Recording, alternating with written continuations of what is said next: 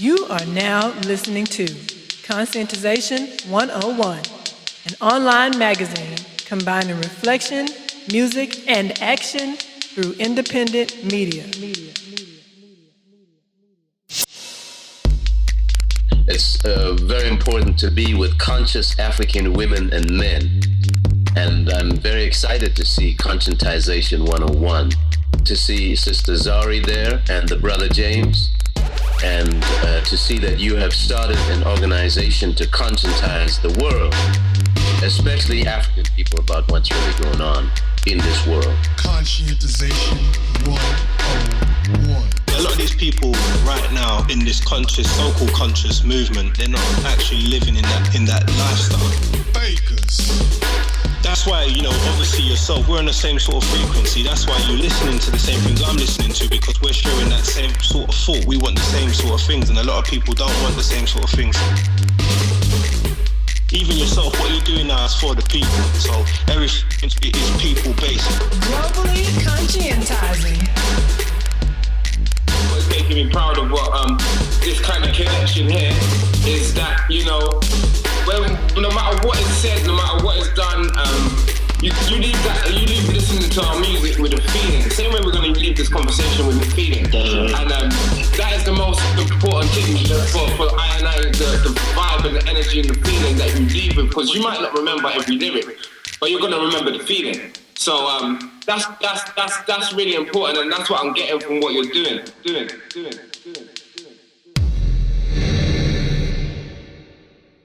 Now we have two psychological battles that we're fighting against white folk. We won one. They told us that we should hate Malcolm X. We dumped that, thank God.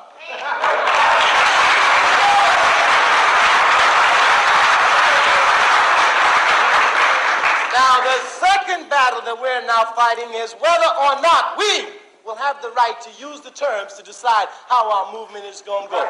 They don't want us to use black power. I got news for them.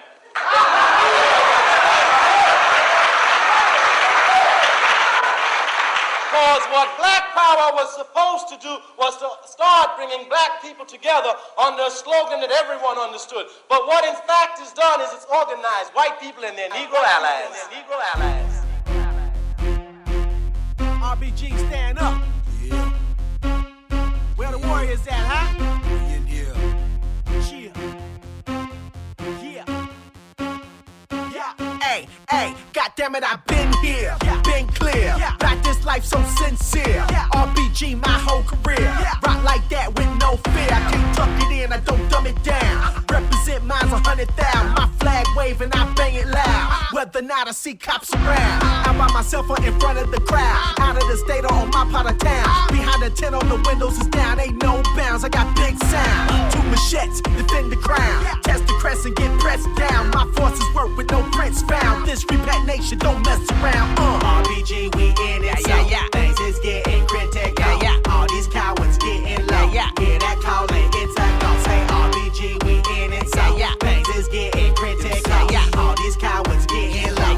Hear that calling, it's a go.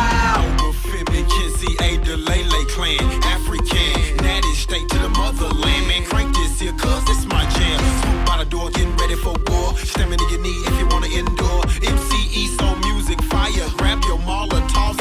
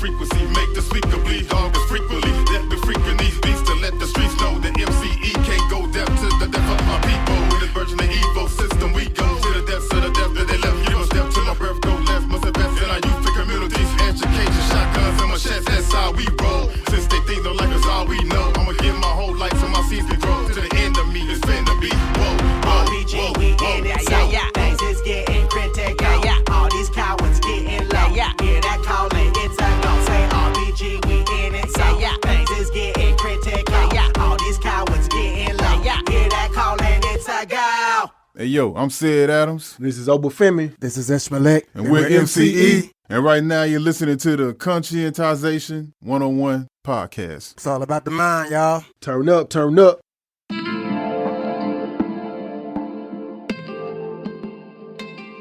Hello, and welcome to another episode of the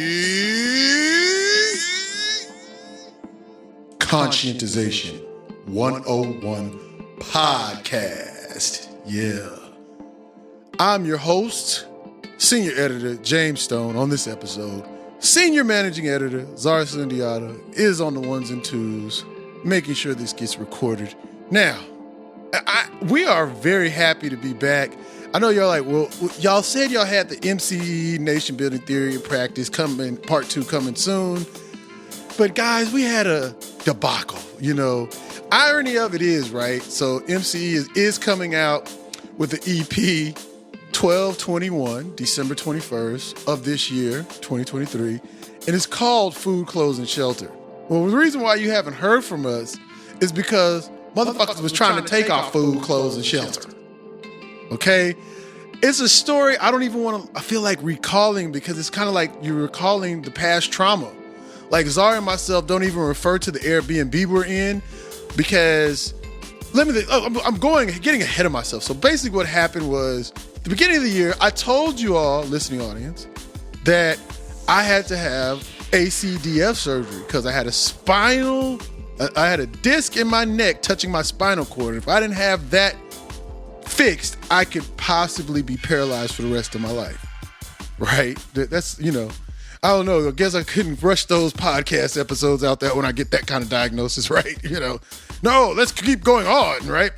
Anyway, so I got that diagnosis, and then when I got that diagnosis, from January to February, I was stocking the house up with things because I knew I had limited capacity.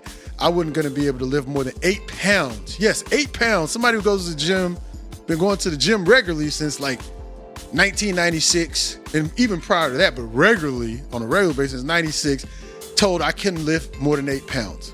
Okay? Stocking up, you know, doing my planning. You know how we are on Conscientization 101, all about organization, right? We were organizing that. And guess what happened? Literally the Sunday I was scheduled for surgery, was it Friday, March 10th? That Sunday, prior to that, dishwasher floods out the whole house at night, the kitchen area. You got hardwood floors? Guess what? You're gonna have to get everything replaced. So I'm not even gonna go, I don't even, see, if I go into everything with contractors, it's gonna be a whole nother podcast itself. See, this is what happens. The Ma'afa is multifaceted. Okay, it's multifaceted because you know who contractors are? Crackers. Okay?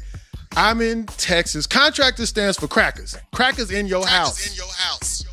And when crackers come in your house and you got the type of books I got out I got a big ass wooden hand-carved monument, wall art of Africa. So then you get crackers in your house, okay? Woo! That's, boy, there's nothing like living in the great state of Texas. Anyway, I don't want to belabor the point, but long story short, they didn't do what they were supposed to. Lawyers had to get involved. We didn't retain one, but we did have to consult a lawyer. Liens, I learned what liens are. You don't want those people back in your house. While we were at the Airbnb, I am not a fan of Airbnbs. Zara and I are not a fan of Airbnbs, by the way. Airbnbs, neoliberal wet dream. I hate them. And if you are a Pan-Africanist claiming you're Pan-Africanism, you don't have a problem with Airbnbs. I'm not saying you have to use them, because hell, I have to use English, right? Because we're trying to get sovereign, right? But if you say, in theory, I don't have anything wrong with Airbnbs, I'm a Pan-Africanist, you a goddamn, Zari had to help me out, neo-colonial sellout. You ain't understand class. You like neoliberalism. You a black capitalist. I'm black capitalist. You know what I'm saying? Black capitalists is authentic as straight hair on black people with perms. It's like saying you got hair like white people because you permed it or you bought the wig. That's the authenticity of a black capitalist as compared to the capitalist, right? Don't get that motherfucker wet. Okay, we'll see how wet your black capitalism lasts in the rain. Ooh, I can't get this perm wet. You can't even scratch the motherfucker. There I am going off. Want to stay focused, but we was in the Airbnb, don't like neoliberalism, had to stay in there. That's where the insurance put us. We were in there for over a month. And I have to say, shout out to main man, Rago Zulu Rebel. Actually was he hit us up. We actually let him see the Airbnb. We were talking to him on FaceTime. I talked to this brother, it was probably it was real late on a Friday night over here, probably real early over there in UK. But was talking to him, told him about an incident we had one night. It was 10:30. I was in the restroom. Somebody tried to kick in the door, but actually I have a faux, right? So they tried to kick in the door. Zari jumped off the couch. She went to go get her piece. I jumped off the toilet, literally. I know this is, you might say this is TMI, but we're family listening audience. We're family. I want you to know some of the pain we've been through, why we haven't got this episode up, right?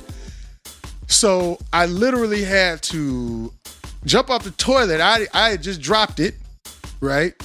Zari's over there laughing, but let's just recreate all the drama. I can't even make this shit up what happened.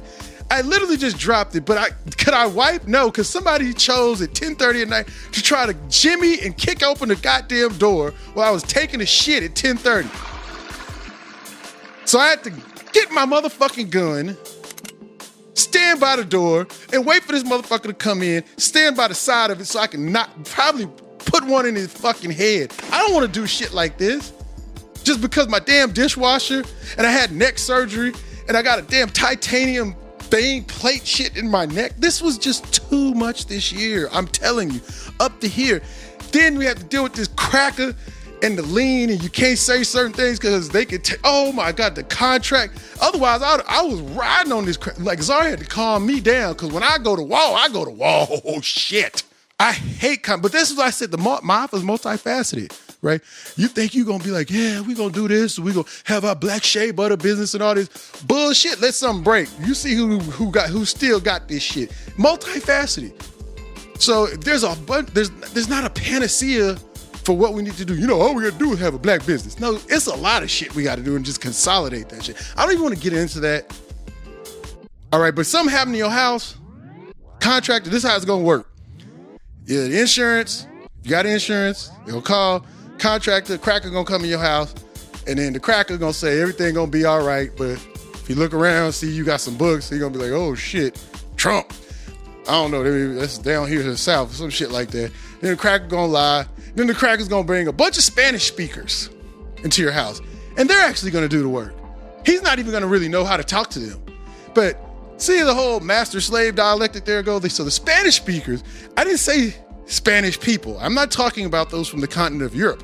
I'm talking about people who speak Spanish, who in Latin America they refer to as Indios and stuff like that, right? Because, you know, I don't know if you listening audience, I know you listening audience know this. Hispanic is not a race. Latino is not a race. It's actually a cultural affinity, right? It's cultural. Hispanic means something of the Little Spanish, like Spain, and Spanish is called España, right? So that's what the Romans called it, España, that's how you say Spain. So it's really like in Latin America, so-called Latin America. When you say you're Hispanic, that means you're signaling that you're white. So I don't like to even call, but when you come across the when you go past the Rio Grande border, river border, and all this stuff, the border, Hispanic people get a little color over here, right? Even though they're white. They're even telling you they're white, right? But over here, oh no, I never will forget. See, look at me going on. There was this neocolonial program back in the 90s called Inroads. It was supposed to take the savages, the smartest of the savages, and indoctrinate them in European business culture. It's called Inroads. Look that shit up. Started by a white guy. And so they picked the best and the brightest savages. I was a part of those savages. I was kind of a smart savage in school, right? So it was for minorities because we had been underprivileged and we didn't have the advantage and the privilege of being given culture and business etiquette, right? This was the theory of this guy, right? It all came together like when they was trying to start neocolonialism. Didn't know that at the time. It was 1996. I'm 18. Actually, I applied for the program. Counselor told me to apply for the program in 95, so I was 17. So in Inroads, it was supposed to be for people of color. People of color, savages. Now you're gonna throw black people in there. But I remember I went to the informational. You got it was a trip because it was in Austin, right? So you gotta remember when I came to Houston. Actually when I went to Texas A&M. That was the first time I actually saw a lot of Asian people, Eastern Asians, Asians from India and stuff. That was the first time because they came out of Houston. So Austin, it was just straight up like Spanish speakers, as we would call. I like to refer to them now, and Hispanics, real Hispanics that I would learn, and Africans. That's it. Wasn't a lot of Africans though. Wasn't a lot of Africans, but we was down, right? So we walk in the building, all the Africans is sitting at one table. I'm like, what's up? And then we see all these white people, right? And I was like, what the hell is these white people doing here? I thought it was for people of color. I'm not saying these motherfuckers was white. There was no ambiguity. It wasn't no how you look at it. They had blonde hair, blue eyes, and they white ass was all sitting at the table. That shit looked like some segregation movie or some shit. Now this is 1995, 96. It was 95 because you got the internship in 96. So it was like fall 95. It was like, this was supposed to bring people of color, all the savages together. So these white folks had applied for this Inroad program under the guise they were like some kind of a disadvantaged minority because all of them had names like Salazar, Gutierrez, Gomez, Lopez, but they were Spanish. And if you looked at them motherfuckers looked like some motherfuckers should be in Hitler Youth shit or something like that. They looked like the Hitler Youth, but when they came up here and they was trying to get the little set asides for us authentic savages, they white ass applied for it. So when they say they helping minority, I saw it in action. This was nice. And we was like, why do you let these white people in? Then they would talk and they try to have their little Spanish accent. Spanish is crackers, okay? Y'all gotta know that. Spanish is some crackers. Why am I even talking about this? Oh, I'm just saying sorry, why am I talking about the contractors? Yeah, I'm just... Okay, the Indio Spanish speakers, then I got off on that. But anyway, you see how this contracting thing has thrown me off? We're actually recording in the C101 studios with the new floors in here. The contractor put a hole in the wall. I told you the Airbnb had bugs in it, and I could hear some of you smart ass people, why didn't you pick a good Airbnb? Well, we did. People be lying. This neoliberalism. That's what I was saying. Just rate it. Go to the high ratings. Aren't you smart? Never heard that before. Because everybody, if you're a homeowner, y'all know you hate them goddamn contractors. Oh my God. And that's why we weren't able to release part 2. There was some other stuff. I don't even want to get into it, but thank goodness, Ogun willing, we're here. But also, while we were in the Airbnb, I want to give another shout out to MCE. Y'all heard that drop at the beginning of the show? They sent that to us while we were in the Airbnb. I mean, this was one hell of a year. Having a surgery where I could be permanently paralyzed. Then somebody saying, "Hey, if you don't let me fix everything I broke, I know I broke it, and I'm not trying to own up to it. I'll put a lien on your house." And having to do all that stuff. This has been one hell of a year. So we had this podcast in the can, but you know, it's kind of hard to think about like, share, subscribe when you could be on the streets, right? But look at me. I'm sorry. I'm sorry, listening. It's been a thank you for everything. Anyway, as you know, we got a real exciting show for you today. Sorry for that. I had to give y'all that anecdote because I know you're like, where these Negroes at? Right? As you know, like I said, we have a real exciting show for you today. It is going to be the conclusion of our very trenchant, perspicacious, and epigrammatic two-part series called MCE, Nation Building, Theory and Practice. Yeah. Y'all like that? I just kind of threw that on the end. Improvisation, right?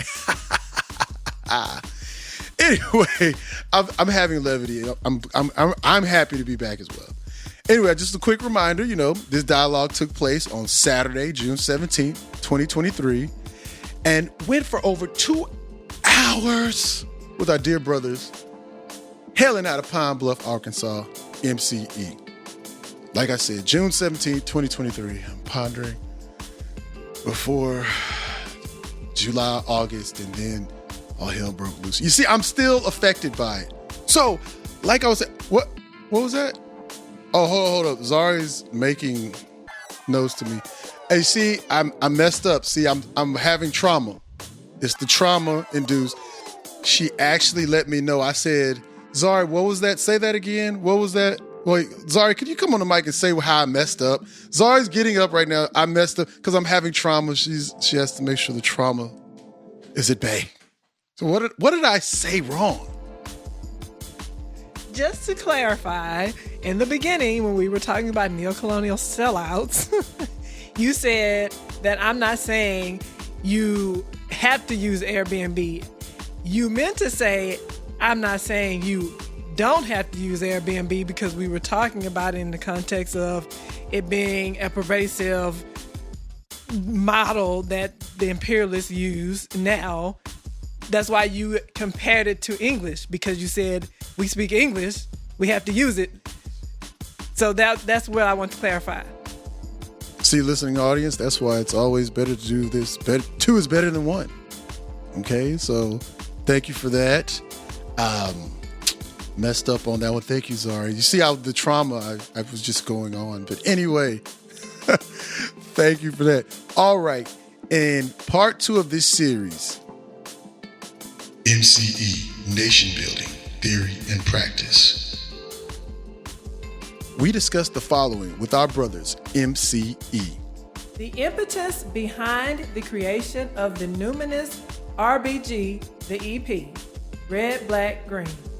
How the psychological condition, discerned by the late Dr. Kobi K.K. Kambon as cultural misorientation, conditions African people to view progress as ascendency within the oppressor system, and asking whether the term black is a priori rendered reactionary without being properly defined within an African-centered context. How MCE's multi-genius praxis also extends into the children's literary arena with Every Day is a Sunday, a children's book written and illustrated by Brother Obafemi, and much more. Well, all right. Thank you there, Zari.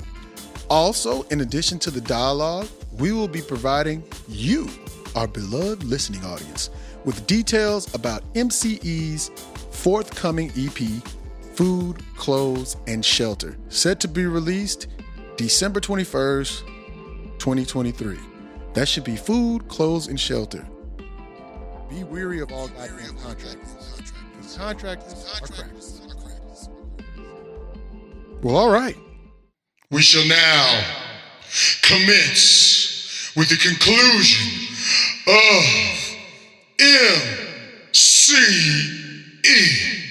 Nation Building, Theory and Practice. Yeah. We're going to move on to the next question, and we're going to stay along the lines of nation building. Our next question is about your highly innovative tracks. People, I said tracks. Listening audience, I said tracks. Which in reverence to the Pan-African flag, red, black, and green.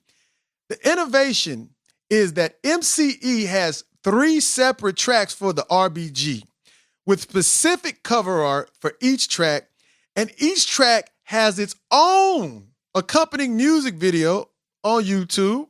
We're going to link to that in the show notes so y'all can go see that, okay?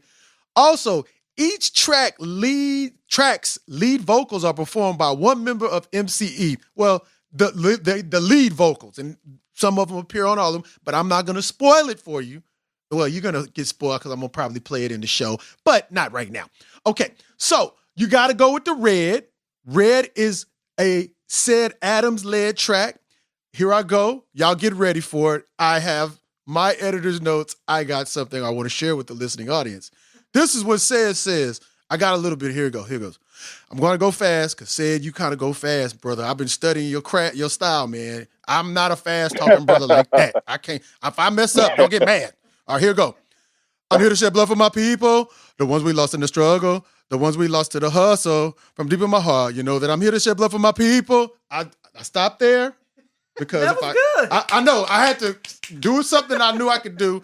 I really liked the video.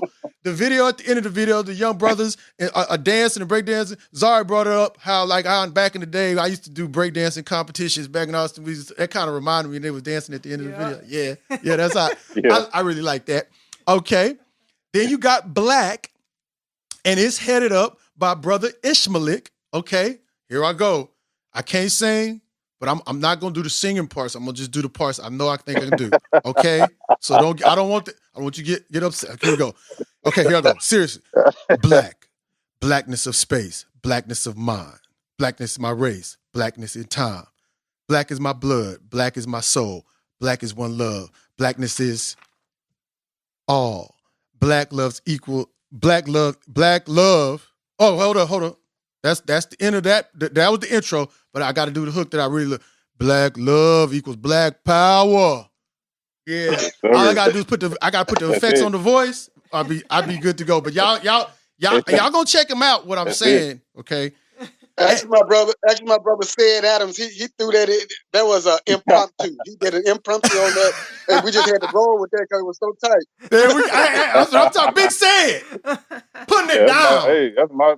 That's my slogan, man. Black love equals black power. Oh, we gotta love ourselves, man. Hey, before that's anything. exactly right. Exactly.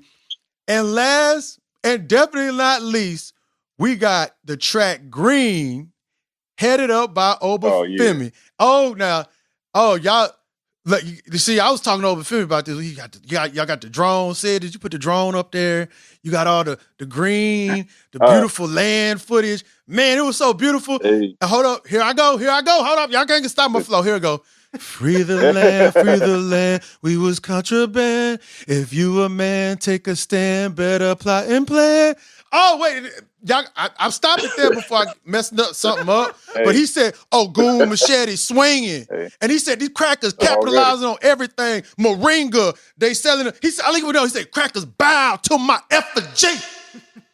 Already. Okay, Okay, so listening audience, I really like those 3 tracks. I love the RBG. I actually have it tatted on me. So I kind of have a feeling about this thing, right? Okay. Now, each track not only defines the meaning of RBG colors, but also provides a sterling example of the type of revolutionary Pan-African social theory. Bobby Wright said, we need a social theory. We need a social theory. We need a social theory. We as a people must internalize if we are truly serious about nation building. Ding, ding, ding. There goes that word again. Could you please tell our listening audience, what was the impetus behind the creation of these numinous tracks? Y'all looked that word up. I looked it up. I felt that was how to best describe them. From the cover art on the singles, the 3 videos, to deciding who would be on what track. How did this all come together to produce this conscientized body of music? Please tell us, brothers. And I had some beats, and we heard the beats. We were like, man, those beats dope. You know, we gonna roll with it, and we came. I don't know how we came to the conclusion, but we already know red, black, and green. That's the flag. That's a love people land. That's a given. You know what I'm saying? So I kind of went with red because, like, if you see, like in the video in the beginning, you know, you got the children dead, you know what I'm saying? Gunshots, spilling blood. And then in the end, they dancing. Well, that was like a symbolization, them awakening. You know what I'm saying? Oh, Because that's tight. That's what I thought. I think you said that when I was watching it. Yeah. Yeah. I thought it was a symbolism. Yeah, because you got to look at it when any child blood shed, and anybody's blood shed that are our people, that's us. That's our blood too. Mm-hmm. You know what I'm saying? There's blood on our hands as well. So, you know, I took it like that, and that's why the chorus go there. I'm here to shed love, here to shed blood for my people. You know what I'm saying? So it's kind of our ancestors, us, our children, you, me, like that's that bloodline. You know what I'm saying? That's what the track Red stood for me. You know, putting emphasis on that. You know what I'm saying? Like we gotta understand that we connected, and that blood connects us. You know what I'm saying? No matter how much we try to run from it. Yep. MCE.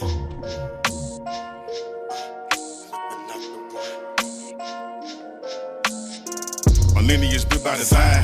My carpet hands are divine. Warriors who laid their lives on the lines. But all of my people to do all this coonery and buffoonery. Coming as soon as see this not the reason they died for us. Provided for us the jams. They can flash like your jewelry. This is foolery. All that rah-rah, that's new to me. And the mood that we in is boots on the ground. With the truth that you can pursuit of the crown. They feel like loose trying to play them again in the stole of your mind. Petted your soul in your mind. We're grown with no the blow of the trumpets, the drum line. Show me this war time. No one enemy is gonna face an ancestors in heaven court for their acts of war crimes. Until then, put our boots to their face for messing with yours and mine.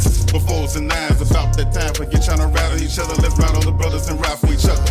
Find about blood for my people. The ones that we lost to the struggle. The ones that we lost to the hustle. From deep in my heart, you know that I'm here to share love for my people. The ones that say clocking them dollars. I'm stripping the blood of our fathers. They had no choice to give it up. I'm here to share love for my people. The ones that we lost to the struggle. The ones that we lost to the hustle. From deep in my heart, you know that I'm here to share love for my people. The ones that say clocking them dollars. I'm stripping the blood of our fathers. They had no choice but to get rid of all us. Self-destruction, devastation. Lacking all the self-hatred. Leads to self-deprivation. Pictures some Caucasian calling me racist. My people spit hate on a daily basis. Waiting patiently for the liberal road to save us. While these crackers enslave us. I send them off to the Caucasus Mountain, leaking red all over the place here. Never face it, then you spending your whole life a straight fear. To erase fear, mother's knowledge that we are an African race in the middle of running a race here. Hand me the baton, run nigga, run no mistake. It's clear when you see me. Black power, yeah. I can't run, so I got to stay here. Every day with hate here. Gotta stay away from the mind control. What is in you today? Fear, brother, they will murder every one of us if it means that they live. Best believe that white supremacy does exist. I'm here to ship love for my people. The ones that we lost to the struggle. The ones that we lost to the hustle. From deep in my heart, you know that I'm here to ship love for my people. The ones that say clocking them dollars. I'm stripping the blood of our fathers. They had no choice to give it. I'm here to ship love for my people. The ones that we lost to the struggle. The ones that we lost to the hustle. From deep in my heart, you know that I'm here to ship love for my people. The one that say clocking them dollars. I'm stripping the blood of our fathers. They had no choice but to get rid of all us. I can't understand how y'all could just hate each other for nothing and kill out of rage. Like, what are you thinking or what you not thinking? No, maybe whatever. I'm up and believe it. I'm sick of the shame. The hood not safe. For money and self, we gon' kill our races. It's not okay. I see the rain. Like, way too often. We keep crying. All my life been in the trenches. It is a shame how we keep dying. Royalty, no loyalty. For the upper hand, they kill their friends. Selfishness and self-resent. But for their name, might shoot they man. Black men get up, not lit. Take a stand, just flip that switch. No game of plan, no Sega man. The safer man, the patient man. I'm out of patient, fuck waiting man. My people dying over gains of clans. The better man was wiser than the scholars. Forever dead, a kid without a father. My body bleeds the blood of God. It's proper vision, piercing through the hate because it's sharper. I'm seeing this year so clear. It's 2020 vision hit like clear. The hate I'm seeing in the way my fear. The silent lies underneath the chair, okay. My biggest loss came from the hate I killed towards another. Bigger bold of faith, hate in the clutter. Bloodline strong, veins of a runner. My story go back like a Honda. New man, some for color I sponsor. I'm kicking the loss for points like a punter. I'm constantly searching for kings like a hunter. Can't stop when the kings of the land really color.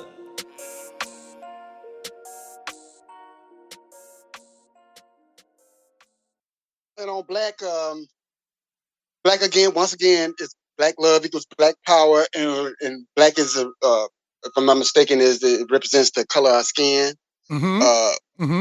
And that's mostly what I'm putting out in the song. especially in the beginning when I did the little talk that you did, Brother James. The cover art was I took it from that first line, blackness of space, blackness of mind. Yes, I was thinking that when I saw it. I love it's the cosmos. It's the black, which is the entirety of the. I don't know if you can see it, but it is a silhouette of a black man and black woman embraced. Oh, I couldn't see. Okay, I gotta put my glasses on. You probably now that I mentioned, you probably can make it out. Okay. Man, I like that. So I mean, it was just like I said, really trying to.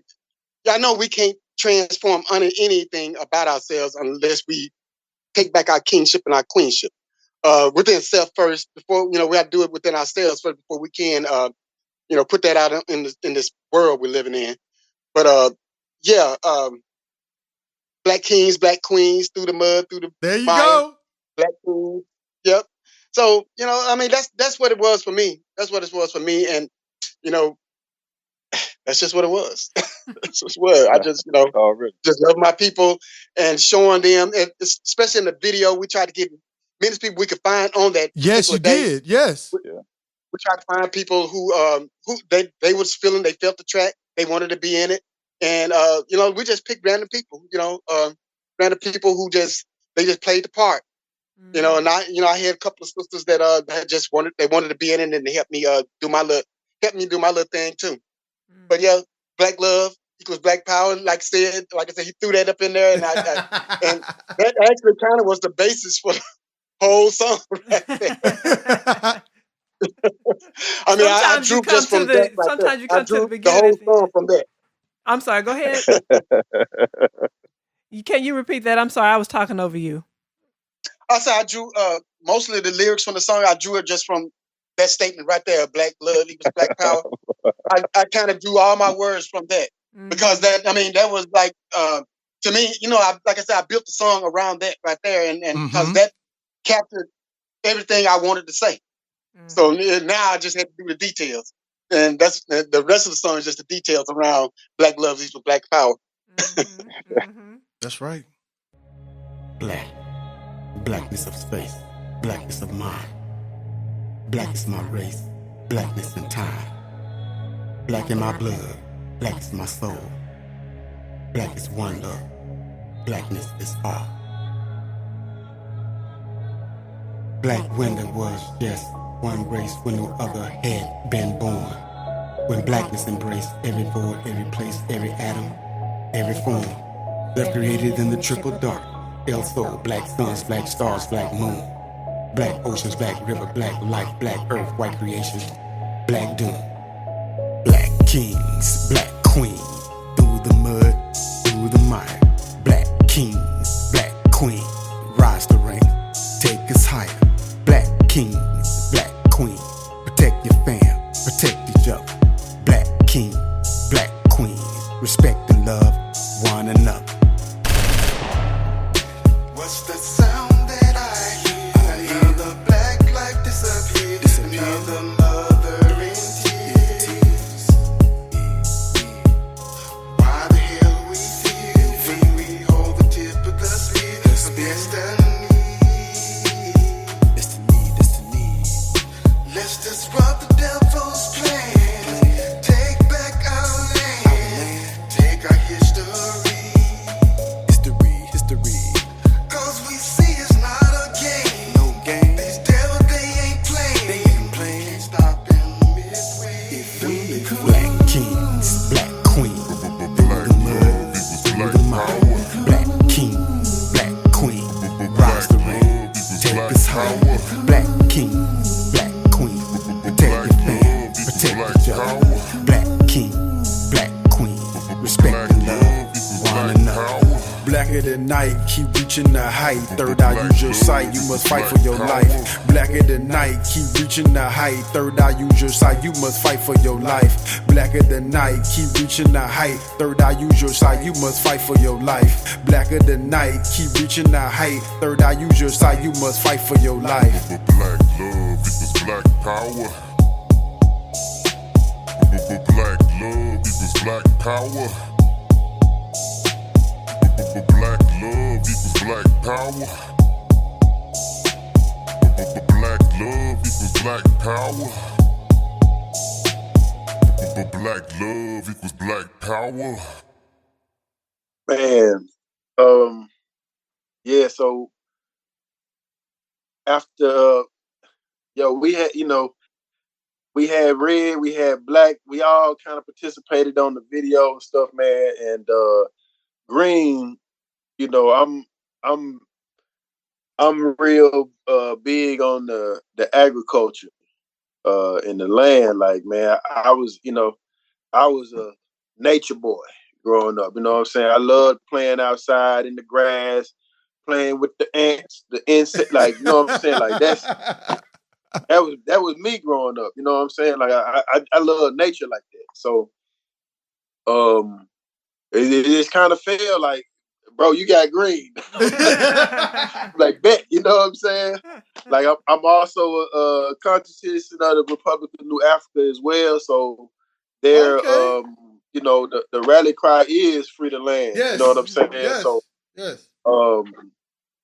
Just understanding, I was trying to capture the whole essence of what green represents on many different levels from us. You know what I'm saying? From a spiritual sense, from a physical sense, the whole nine. So you're gonna see different elements from the food to the garden to, I talk about, stones that come out the ground that's green, like how they making money off of stuff. Yes.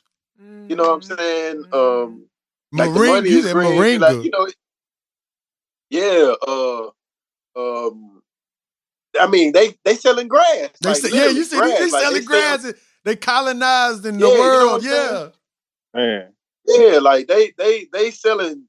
They sell sod. They build these buildings and businesses, and they come roll out the grass, and like they selling literally grass. You know what I'm saying? Like, yeah, you know what I'm saying? All day, So I'm every like, they colonize everything. You know what I'm saying? Like nothing escape. Like when the cow poop, they bag it up and sell you manure at Lowe's. You know what I'm saying? Yep. So that's true. I mean, we talking straight like this is their capitalism is their mindset. That's You right. know what I'm saying? Like that's a cultural product of how they think. Like that's part of who they are. That's right. What I was trying to do with green was to just expound on what this means in the flag, what this means for us, what this means in our totality, and how we tie to the land. Like, we are part of nature. We're not a part from nature. Exactly. We are nature. We're part of it.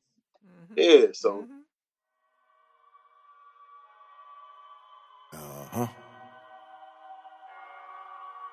MCE in here. No Femi. Free the land.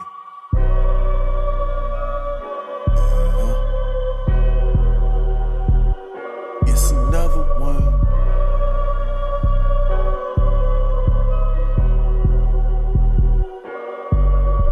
Machete blade swinging, old goon to the pathway. Man, do your part and we'll meet each other halfway. Make a name for yourself. Lesson learned from me, Padre. RBG training daily, all part of the cadre.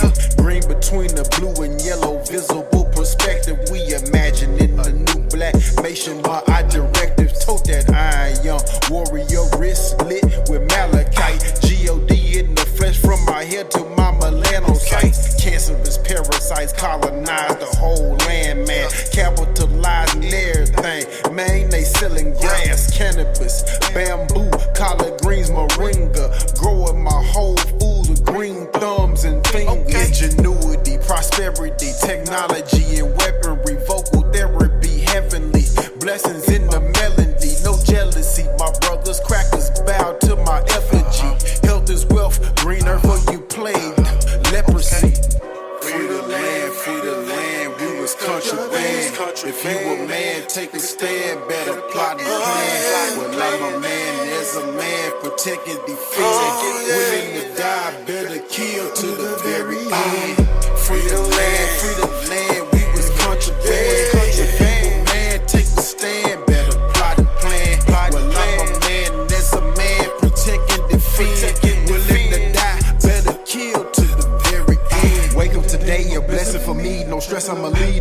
tree and planting my seed, enriching the soil. Control your own food, no giving us free. Planting some greens and beans to eat. You lacking the skill of killing your meat. Eating to live by Elijah Muhammad. You better take care what you put in your stomach. Greening my smoothie and blend it up quick. Used to sit 40s with Benny and Rick. Now I'm pushing black, so let me say you a brick. Take care of my tip, but stay healthy and fit. The future is green, the land we must clean. Our children we breathe, ensure they can breathe. It's corny you say, I'm just paving the way. This knowledge is simple, what Gary was saying. Sharpen my tools, stay ready for work. You niggas too pretty, get scared of the dirt. Energy system, they switching to green. Sustainable living, I push to achieve. For shock of the heart, the love and the compassion, the color of balance, renewal, no clashing. The money is green, my family is tight. I'm living the struggle, expanding my life. Opportunities in abundance, mastering my circumference. Exploring all of my options, navigator before Columbus.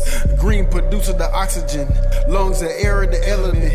On the same vibes, man, my words becoming so resonant. Free the land, free the land, we was country man. If you a man, take a stand, better plot the plan. When like a man, there's a man, protect and defend. Willing to die, better kill to the very end. Free the land, we was country man. If you a man, take a stand, better plot the plan. When like a man, there's a man, protect and defend. Willing to die, better kill to the very end.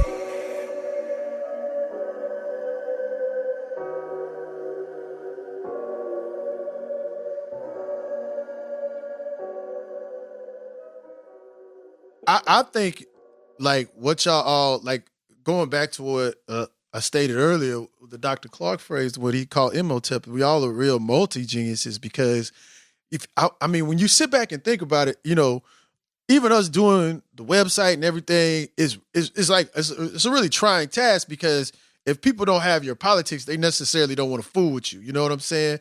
And especially if you're like in a kind of a big city like we are here in the Houston area.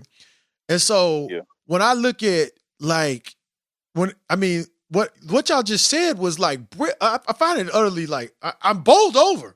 Like I'm being damn serious because I like, thank you, Brother Amos Wilson. But the thing I'm thinking about is like, these brothers from Pine Bluff, they had the theory and the practice, and then we talk about nation building, right? Now people just might have like the RBG and people don't even know what that is now. I know. Now we take that for granted because because they've commercialized that. They've commercialized it, but my point is, we could even have a flag, and that's just like the accoutrements, the attachment, the superficiality of nature. What do they call it? Flag independence. But what they're talking about is the basis. When you say the red, that's your people.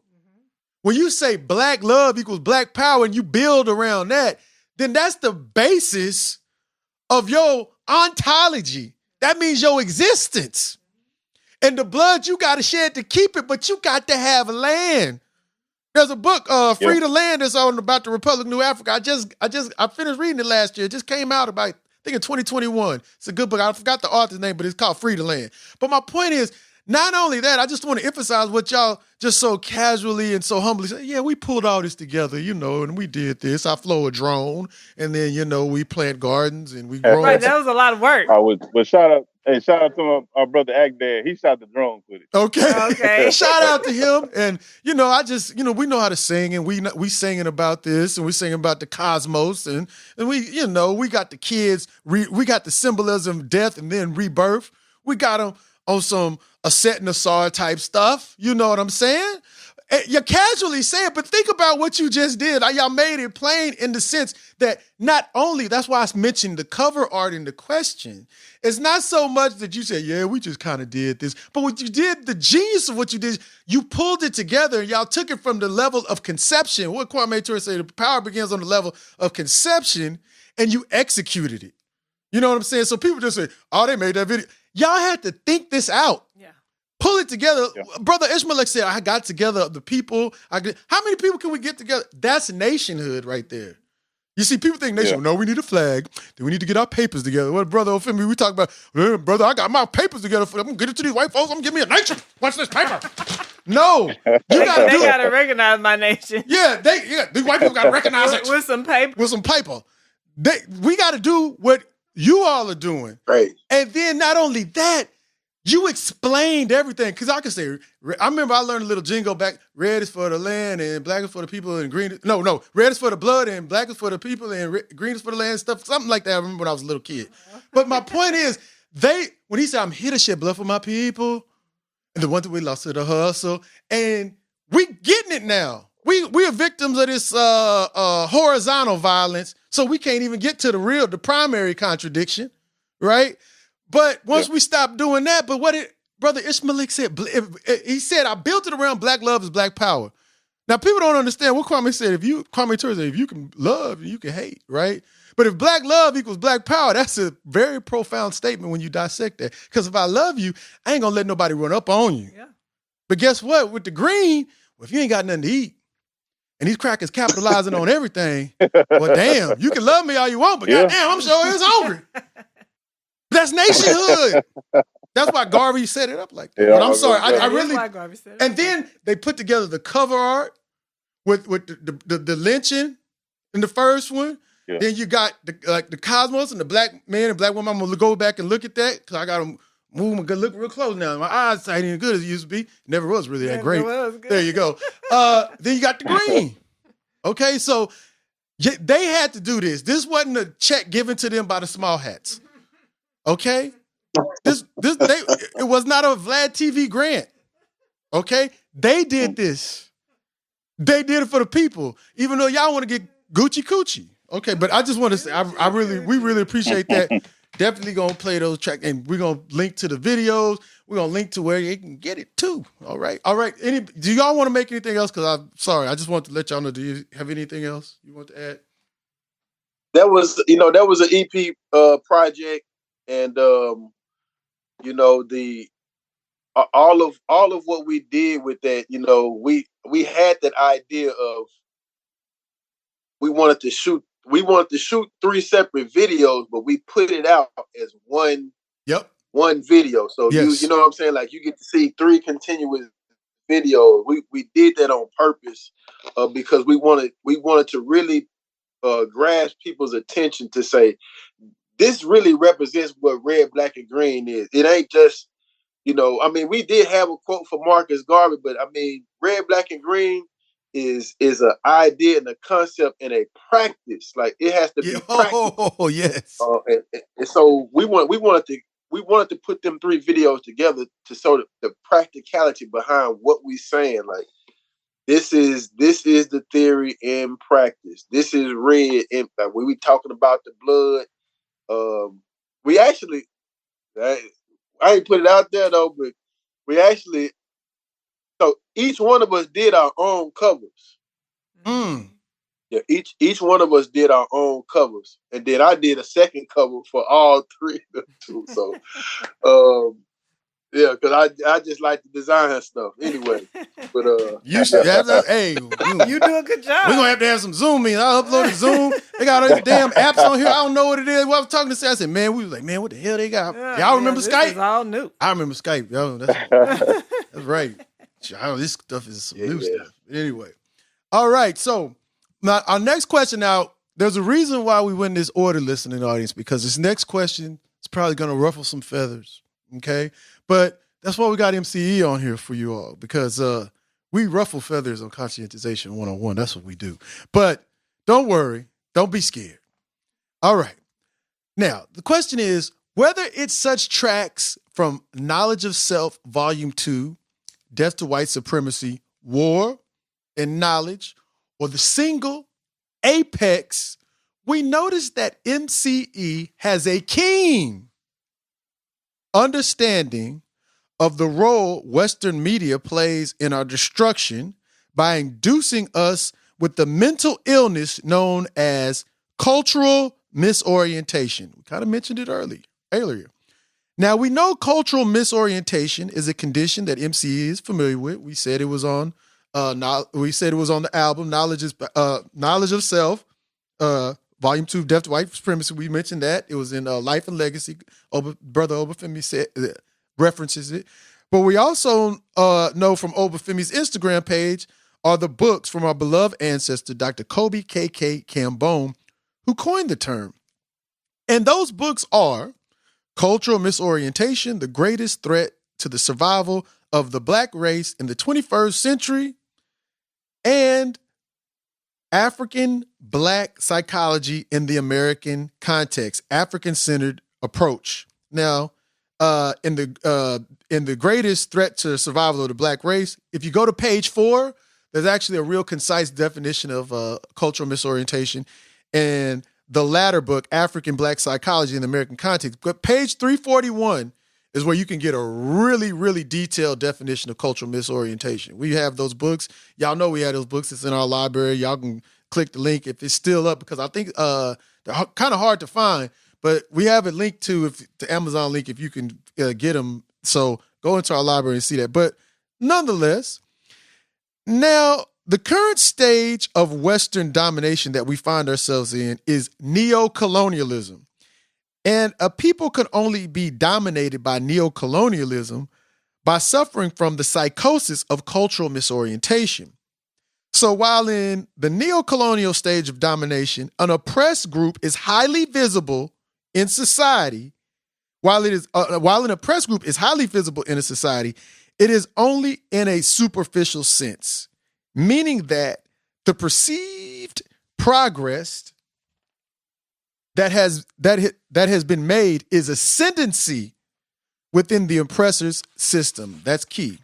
So our question is, based on your understanding of cultural misorientation and our being firmly ensconced within the epoch of neocolonial domination, without being properly defined within an African-centered context, has Western media rendered a priori the term black as reactionary, meaning conservative and stuff like that? And I say that because you got Amazon. Now the term black is like a category, so you can sit up and watch white folks rendering of what black is and watch their catalog on Amazon, Hulu, and Netflix. Oh, I want to know what black is. I had somebody tell me I can learn everything it is to being black if I watch one of these Amazon things. This was a older told me that too. They was in their like 60s told me that.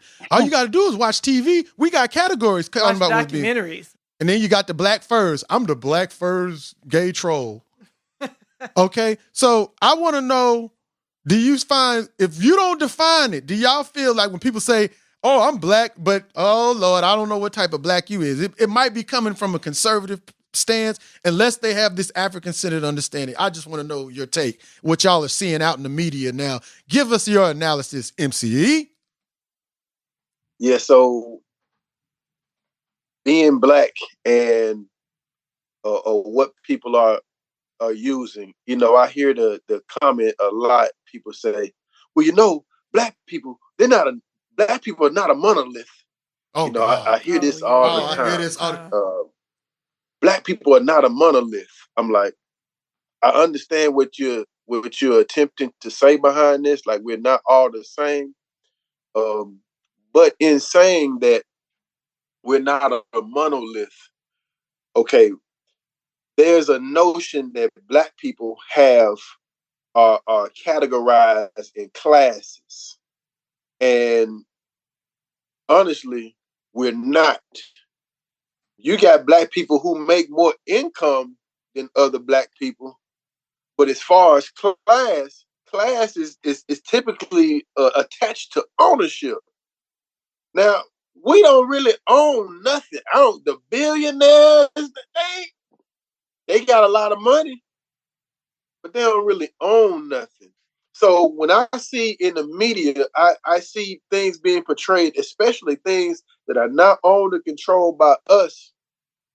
It's usually an agenda to keep us in a certain type of action or reactionary mode. So when something happens to us, it's like we on pause until the next Trayvon Martin shooting, and then we mad. Hey, we got to do something. We got to protest. Yep. And then they go and paint the street Black Lives Matter.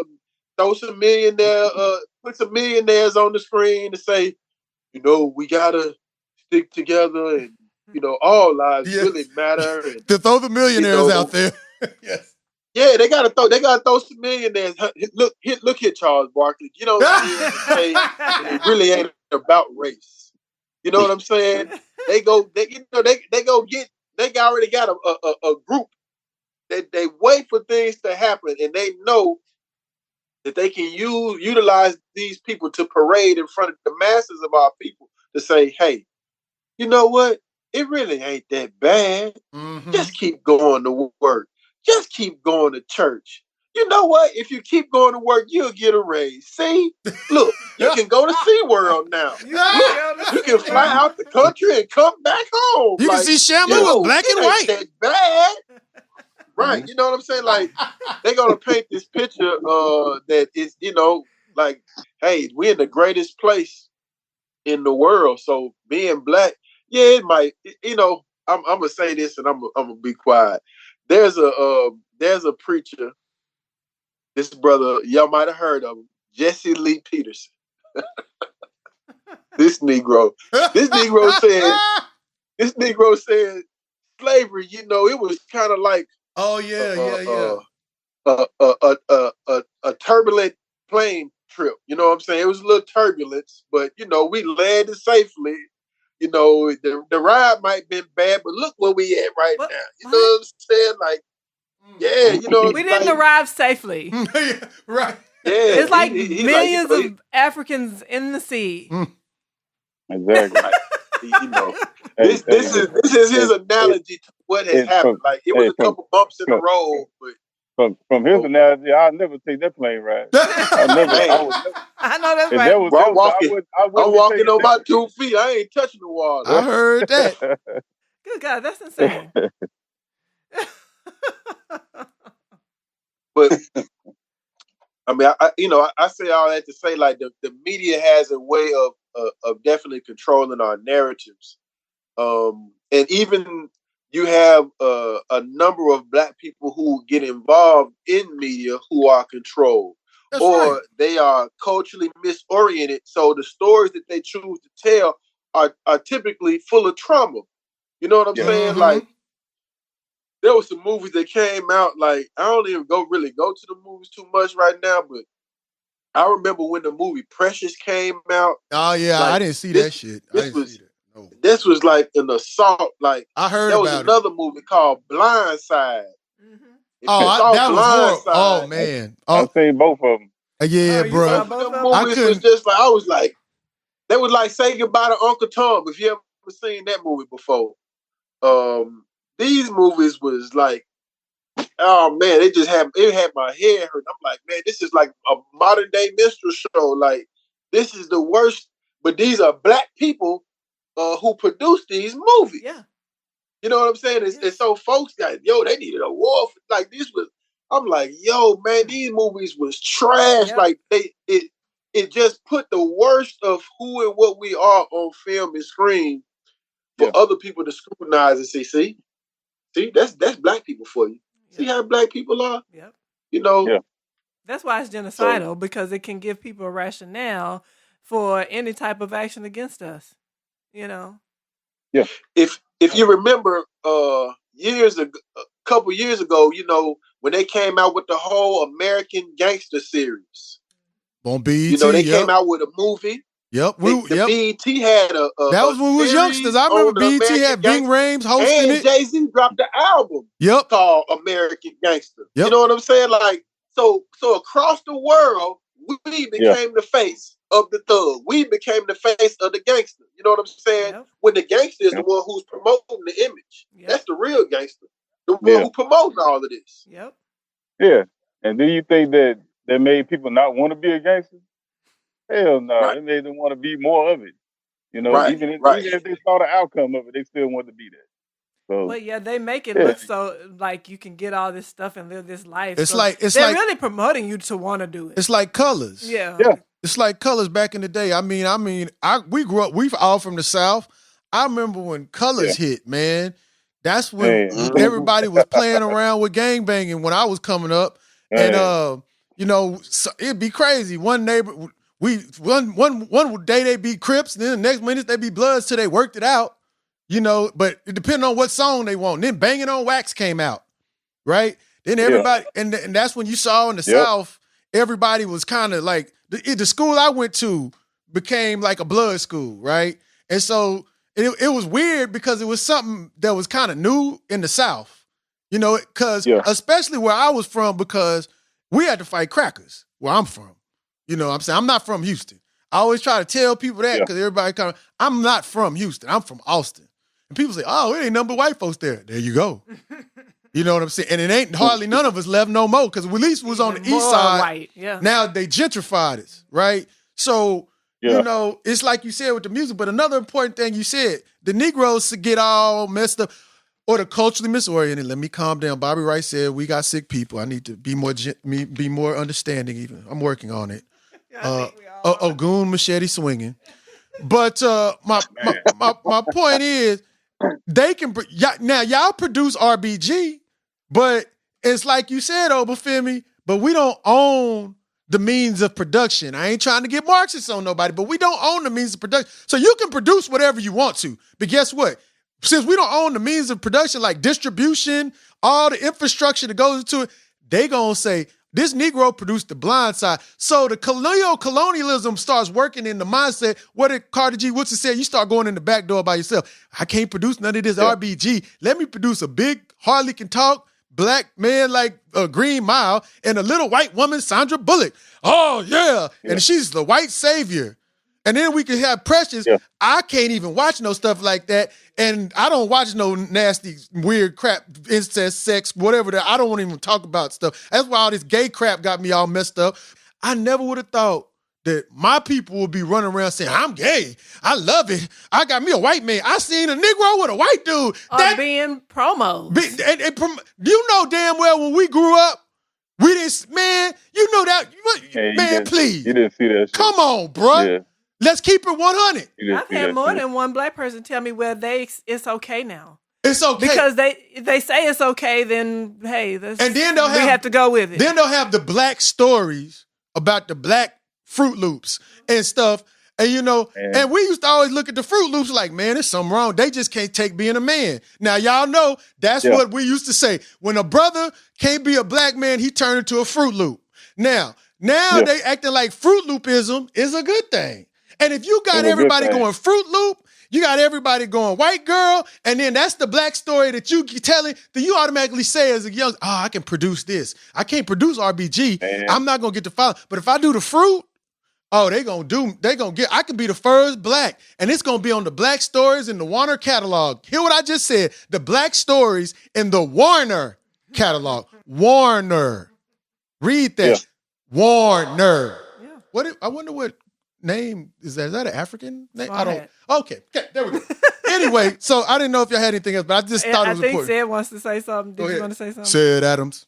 Yeah, I was saying, I was about to say, like, just touching on that note, I seen somebody say pansexualism or some shit like that. I've heard of that crap. I was like, what the? It's all the same. What the fuck is that? Man. You know, like, so now you hear Pan-Africanism. Now here's somebody that come with pansexualism. So now what you gonna try to put both of them together like this? And that's what we're saying, the cultural misorientation. Yes. So that's what they do, man. They take this and they try to brand it. And like I said, they got a media machine because they got money behind this. You know, so you can't run from the blind side because it's everywhere. It's on billboards, it's on the TV screen. And that's what they do with this media. And that's how they keep this going, man, is disorientation. You know what? That's a good point. Because they do, just like Black Lives Matter is almost like some type of appropriation of Black liberation movement. Like when they use pansexual, are they appropriating and using Pan-Africanism? I think so because they want to get it up under that and co-optation. Yeah, I never thought about that. And you think about how these people move. What's the book Black Awakening in Capitalist America by Robert Allen? It's a book we've told our listeners to listen and read. And the thing about it is they're using the same tactics when they co-opted us in the 60s that they're doing now. And they're giving this representation. That's why it's neo-colonialism. You see what I'm saying? Because now you got all these Negroes. You see Negroes every 5 minutes, right? And that's the thing when you got to go back to the Wretched of the Earth from Frantz Fanon when he started talking about the black petty bourgeoisie class, that they're a sterile class. Yeah. Like what did Obafemi say? They don't own nothing. They don't own. Yeah. They're just compradors. They're basically when you're the black bourgeoisie, you're just a uber conspicuous consumer. That means you're just a big oh, that nigga can buy a lot of stuff, that you don't own none. Because you know why? The white, like if you read Walter Roddy, like he said, white folks enslaved us. They set up the whole infrastructure. They gave us the money economy, but they got the whole world's superstructure. The infrastructure runs for them. That's why when we put something out, we still putting it out on their infrastructure. So they can minimalize it with all this algorithm? I said logarithm. Algorithm stuff and all this stuff. They can do that. But now they're defining what is black. But then I like how he said the little pissant Negroes, I'm sorry, I'm getting mad, little pissant Negroes, black people are not a monolith. But guess what? You ain't a monolith, but you sure do know when you want to talk sweet to talk like, how you doing? Hey. Exactly. You know how to monolith that, but you don't. But what you're saying is you don't want responsibility to the African race, but you want to be, oh, that's what's saying. So I have a monolith. All y'all talk like, hey, he. And on the real, our women don't even talk like that. No. Hey, man. It's like they're practicing because more and more some of them do. Like that. What the hell? Yeah. More and more, some of them are sounding like white girls. But I think trying to be black. So that's why I kind of wanted to get y'all's take on it, because y'all have like these, like y'all always mention in the media, and crackers, you infatuated, and it's just so important. And for a time, like when in my early 30s, from my early 30s to my late 30s, I stopped watching TV.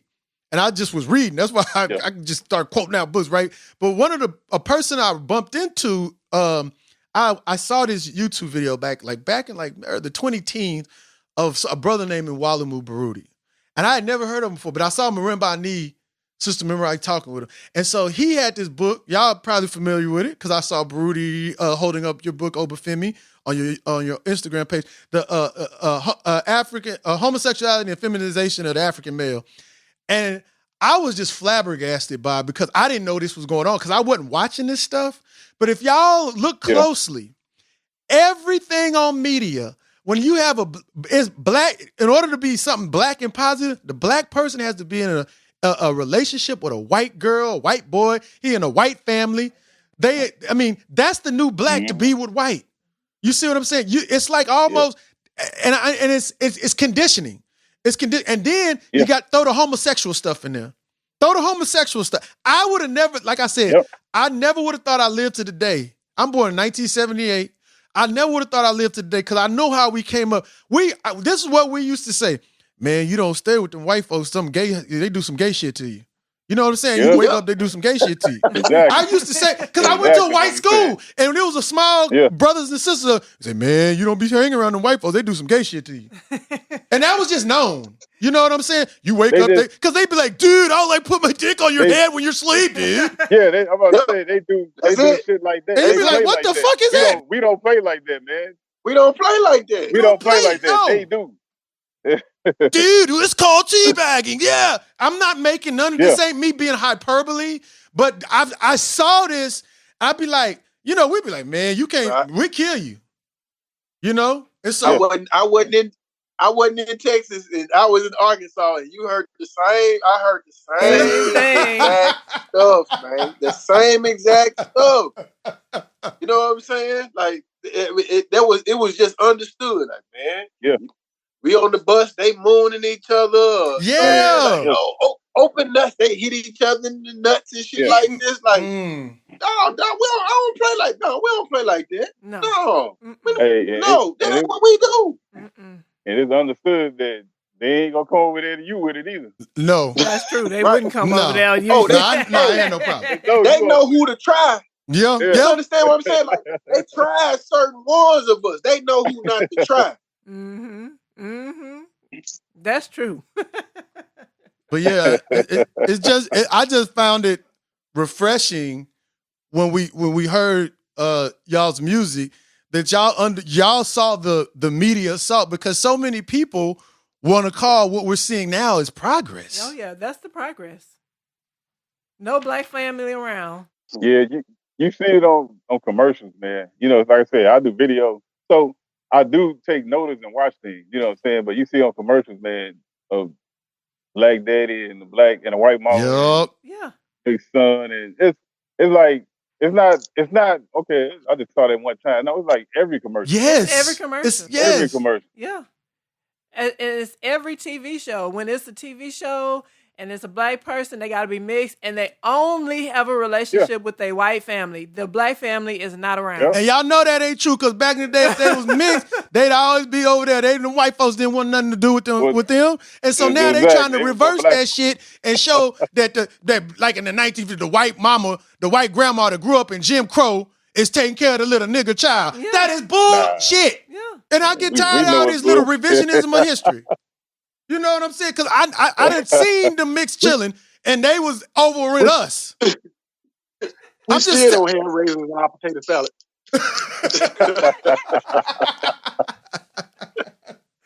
Yeah, it's ridiculous. And it's definitely an agenda. Not the raisins. Yeah. What is that? Man, I don't know.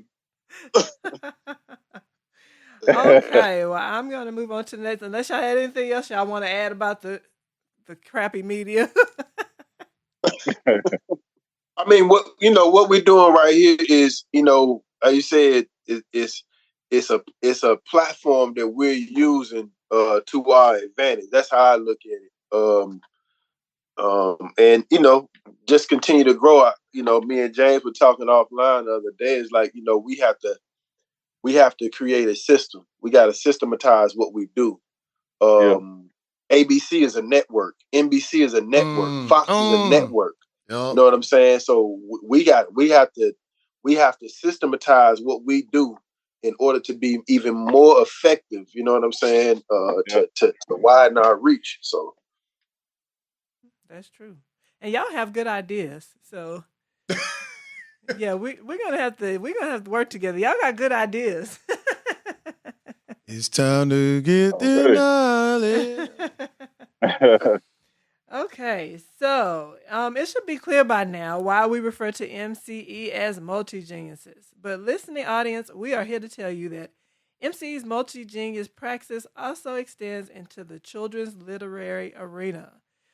Okay, so we're going to talk about the book Every Day is Sunday, and that's a children's book written and illustrated by Brother Obafemi. This book is about, quote, an African-centered look at homeschooling, through the eyes of a child interacting with the whole family as part of their socialization and educational process, end quote. We really love this book because it disabuses one of the notion that only Christians homeschool. Yes, that's very true. The story unfolds through the eyes of a child named Kwaku, right? That's right, Kwaku. Kwaku. And he introduces us to orishas and their colors and a plethora of other developmental activities. As we read the story, we understood that while Obafemi wrote the story from Kwaku's perspective, the whole family community are the protagonists. Like the African proverb says, I am because we are. Because we are, I am. In addition to the sublime artwork this book contains, we really liked how Obafemi included a glossary that acts as an indispensable pedagogical tool for African epistemology. The preface for Every Day is Sunday, Every Day is a Sunday, was written by Baba Amen Ojuk. Did I say that right? Baba Amen Ojuok. Ojuok. Okay. Amen Ojuok, co-founder, CEO of Uhuru Academy Education Solutions, LLC. We wanted to read a few quotes from Baba Amen's preface because he made us aware of some very interesting phenomenon regarding how our children are currently being destroyed in the mental factories known as public schools. Quote, as an education consultant and homeschool coach, I can't stress enough the immense importance of this great work. The amount of African families that either homeschool or desire to homeschool has increased dramatically across the globe since the pandemic. Not because people got used to staying at home, but because of the fact that many parents had no idea how inadequate, ineffective, and anti-Black the public school system actually was. I've been told by several African parents that what they witnessed frightened them and caused them to worry about their children's future, end quote. Baba Amin goes on to elucidate that the revelation of the aforementioned facts shouldn't be a cause for despair, as he states the following about Every Day is a Sunday. The book reminds us that African-centered homeschooling is not about the ugliness of what we are getting away from, but about the beauty and power of our destination. It convicts us to be and to reflect the growth and development that we want to see in our children. With all of this said, Brother Omafemi, please tell us about what was the impetus behind Every Day is Sunday. Is a Sunday. Oh, I'm sorry. Every day is a Sunday. Hard to say all that. Well, yeah. So several years ago, I wrote a song. It's called "Got Melanin." It was released on one of the new Black Panther Party hip hop mixtapes, and I had a line in there. The song is called "Got Melanin," and I said a line. I said 6 other names, but every day is a Sunday, and so that's kind of where the name itself came from this line. So I came into an African Center study group back in about 2007, 2008. And just growing in consciousness, I have I got 3 sons and 2 daughters. So at the time though, I only had 3 children. My oldest child lives in Mississippi. So I had my 2 sons. My 2 sons lived with me from like the age 3 or 4 till about 13 or 14. So I had begun to, just supplement their education every day with, what I was learning at home. And we kind of grew into, we started doing like a little homeschooling collective. So that was myself and a couple other families, Said's family, I think E's sons came a few times. Like we had a group of families, so we would kind of do like a round robin of a weekend school. So we started teaching our children stuff as a collective on the weekends, and we were doing on field trips, but we would like circulate through different houses. So one weekend they'd be at my house. Next weekend we at E house, said house, whatever the case may be. But my thought process has been, we need a school. Like we need an African-centered school. So that's been part of my journey. We've been working to build an African-centered school here. So we did open up last year the Sankofa Institute. We ended up shutting it down. We ran a summer program. We had a couple of events there, but we kind of in the market for, looking for a new location. I'm saying all of this to say the importance of African-centered education has been something, in my heart and mind for quite some time. So with the book, I got a 4-year-old and my youngest son will be 14 in July. So we've been homeschooling for the past 4 years. Well, yeah, since he was 4th grade. So he's going to the 9th grade this year.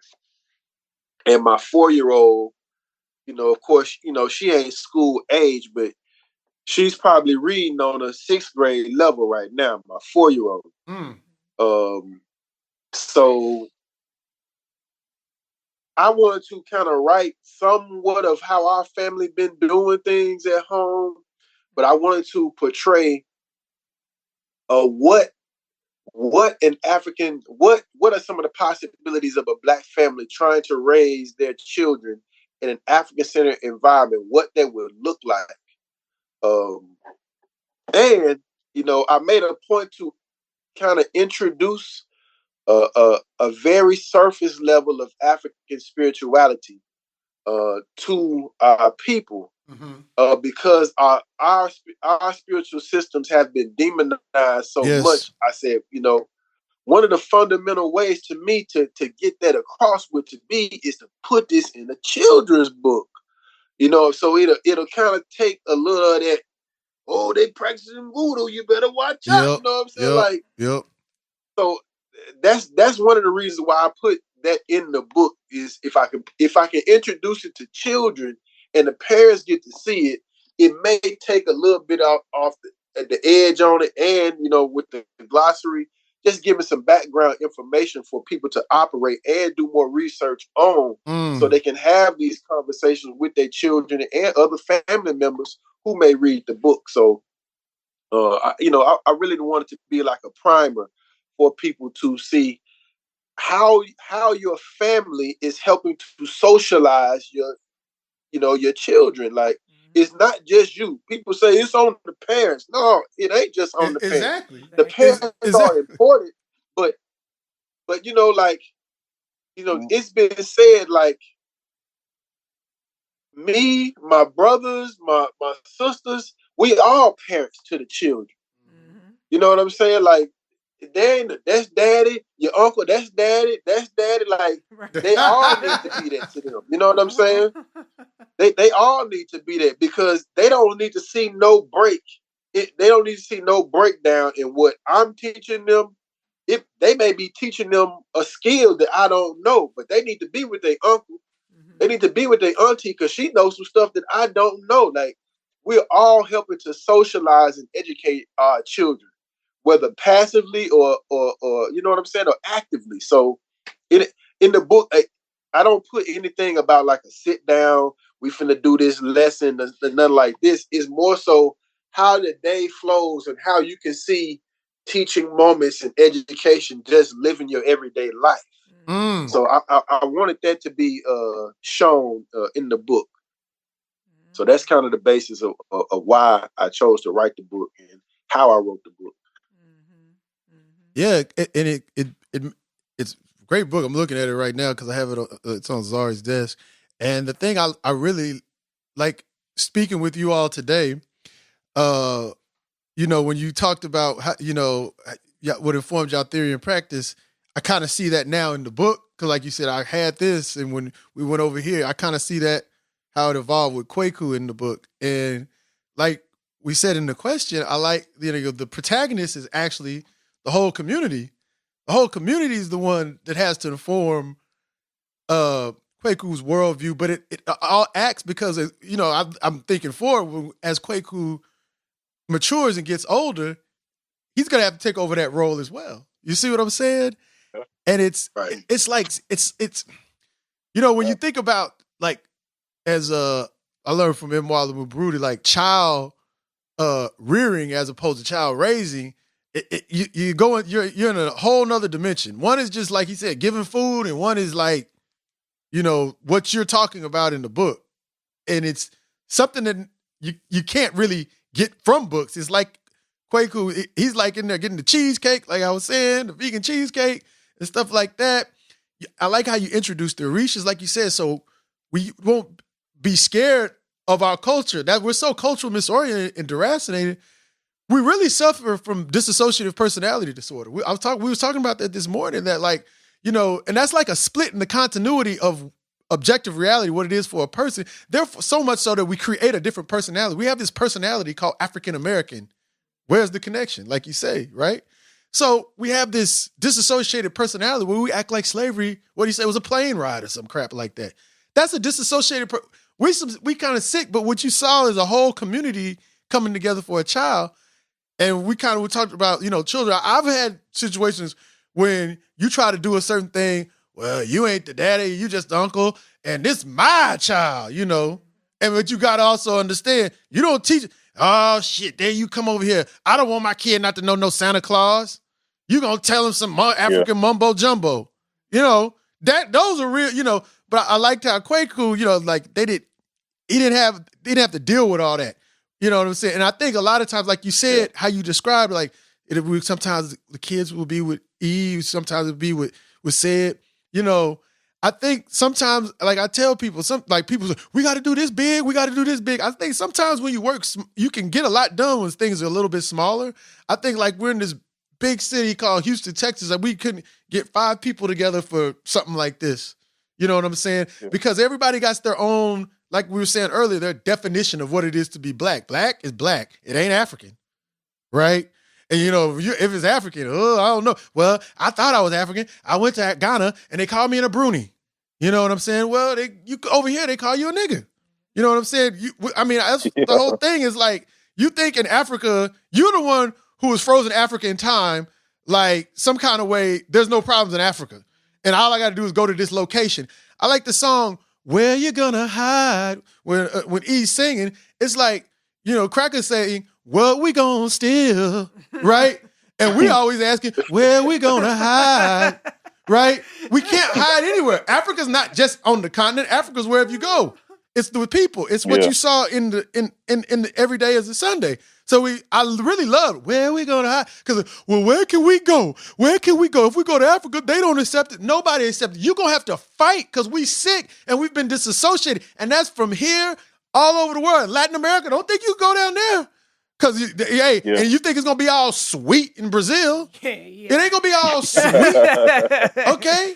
Well, I saw it. You're struggling even more. Yeah, you're going to be an empiricist. Well, the majority of people are black there. They don't think. A lot of them think it. But some of them do.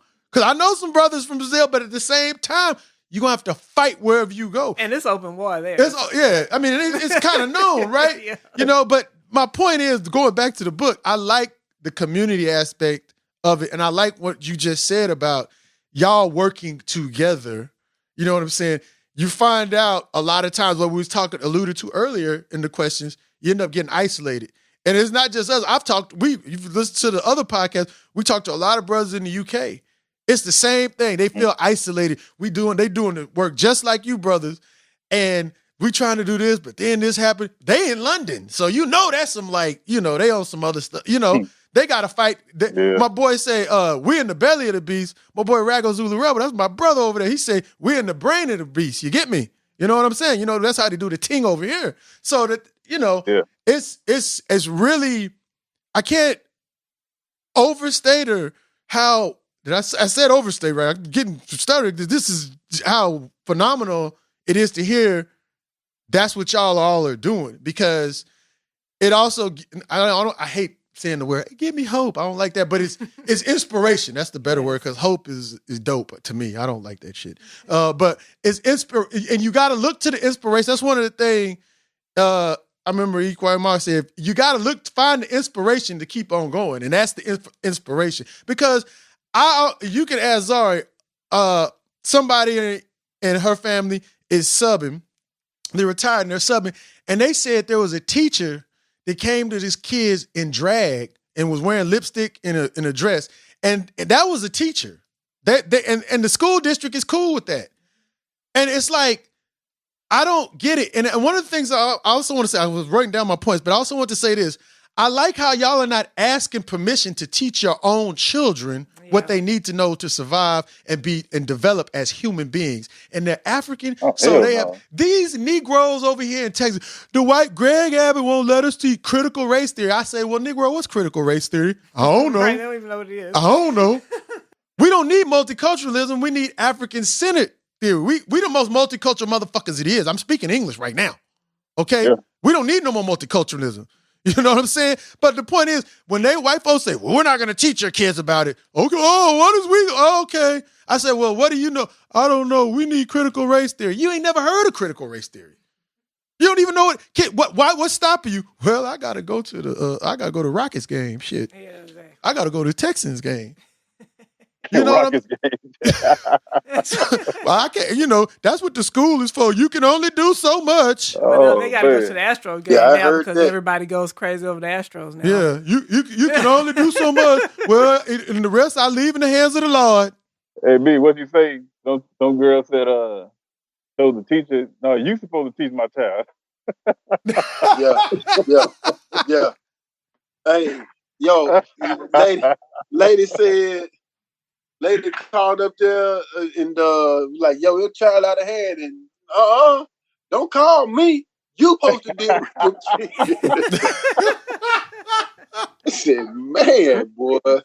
Parents just said, you know, hey, when I drop them off to you, they your responsibility. Don't call me. and that's real. And that's real. And one of the things, like in every day is a Sunday, more importantly, like to the pedagogy that y'all are putting out there, those children are gonna see that, and that's gonna fortify them as they get older, and they have to fight this madness. Cause they gonna have a community built in, so they ain't gotta fight it alone. You see what I'm saying? Cause a lot of times, like I know like we said, when we was born, we was just that lone person like, man, I ain't doing that shit. You know, fuck, you know, oh, that's that old, and they probably went to go see Malcolm X in 1992 when it came out. I know you the first person at the movie theater, nigga. You know, stuff, you know. Am I going from experience? Is that what I'm speaking from? I don't know. But anyway, hey, you know, like Boys in the Hood and Dancing Society is always that one brother that yes, yeah. Is African. Sharif and stuff like that. Go on here. I ain't trying to hear that Farrakhan shit. The rest of them, hey, what do you say? That shit gets no play in my car. That Black Power shit gets no play up in this ride and throws the tape in the backseat. And throws it in. But I shot me a nigga, Compton's Mode, the hood took me under. Yeah, nigga. Yeah, music to drive by, nigga. Die, nigga. Yeah. Oh, that gets play in this ride. And it gets play in the Small Hats ride, too. Yeah. Yeah. But yeah, we really love the book. See? Appreciate that. Got it right here. Appreciate it. I think it's important to have a community like you were saying, because that's one thing we always talk about. I mean, I'm sure Houston is a big place. It's just spread out, super spread out, right? So it's hard to meet people. So I'm not going to say we couldn't find 5 people, but it would be very difficult, you know? And you can't really just teach your child in a silo. They need to be socialized. Otherwise they're going to be weird. You know, you don't want them to be weird. You want them to be socialized. So socialization is the foundation to education. Like, you know, the academic part is one thing, but the socialization is really more important than the academic stuff. Like, for example, if you know, if you you with your friends and y'all done went to the store and y'all bought some chips and some pop, right? Y'all walking back from the store, and you know your homeboy finished his chips and his pop. He throw the trash on the ground. Nobody in the group say nothing. Now we being socialized to accept this is what you do. Not throw your stuff in the trash can, throw it on the ground. So the next day you go to the store, you're gonna follow suit. Man, just throw it on the ground. Don't worry about it. So that's it's unspoken. And we learn that through socialization. That's right. And so when we go to school, we learning so many things that's really unspoken. That's the education, like you just said. That's the education. Right. That's the education.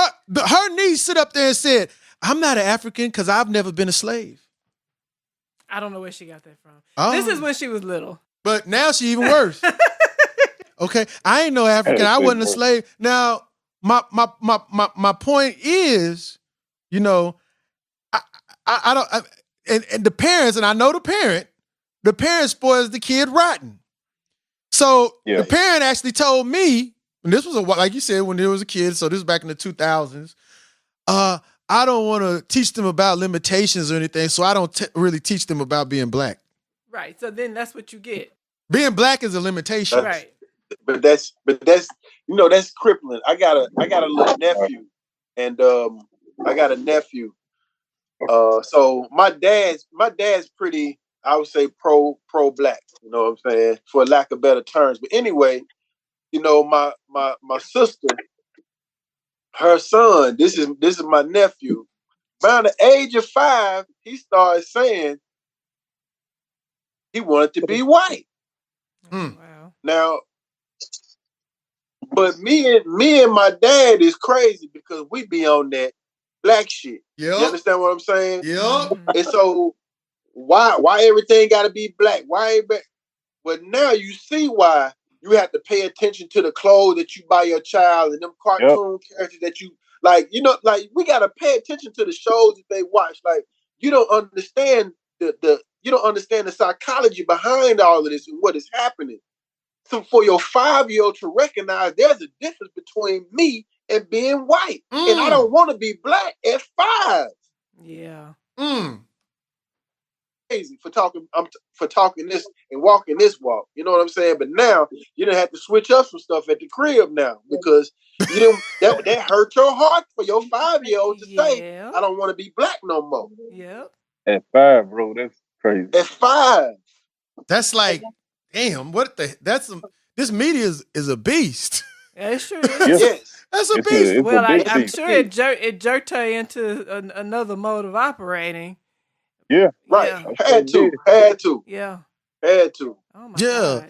And also, I want to also say, I wrote my note, just want to say, I like how you said, because I think that was a part of the question I was going to, when I was writing the question, or formulating the question, I was going to put in there, but you answered it for me.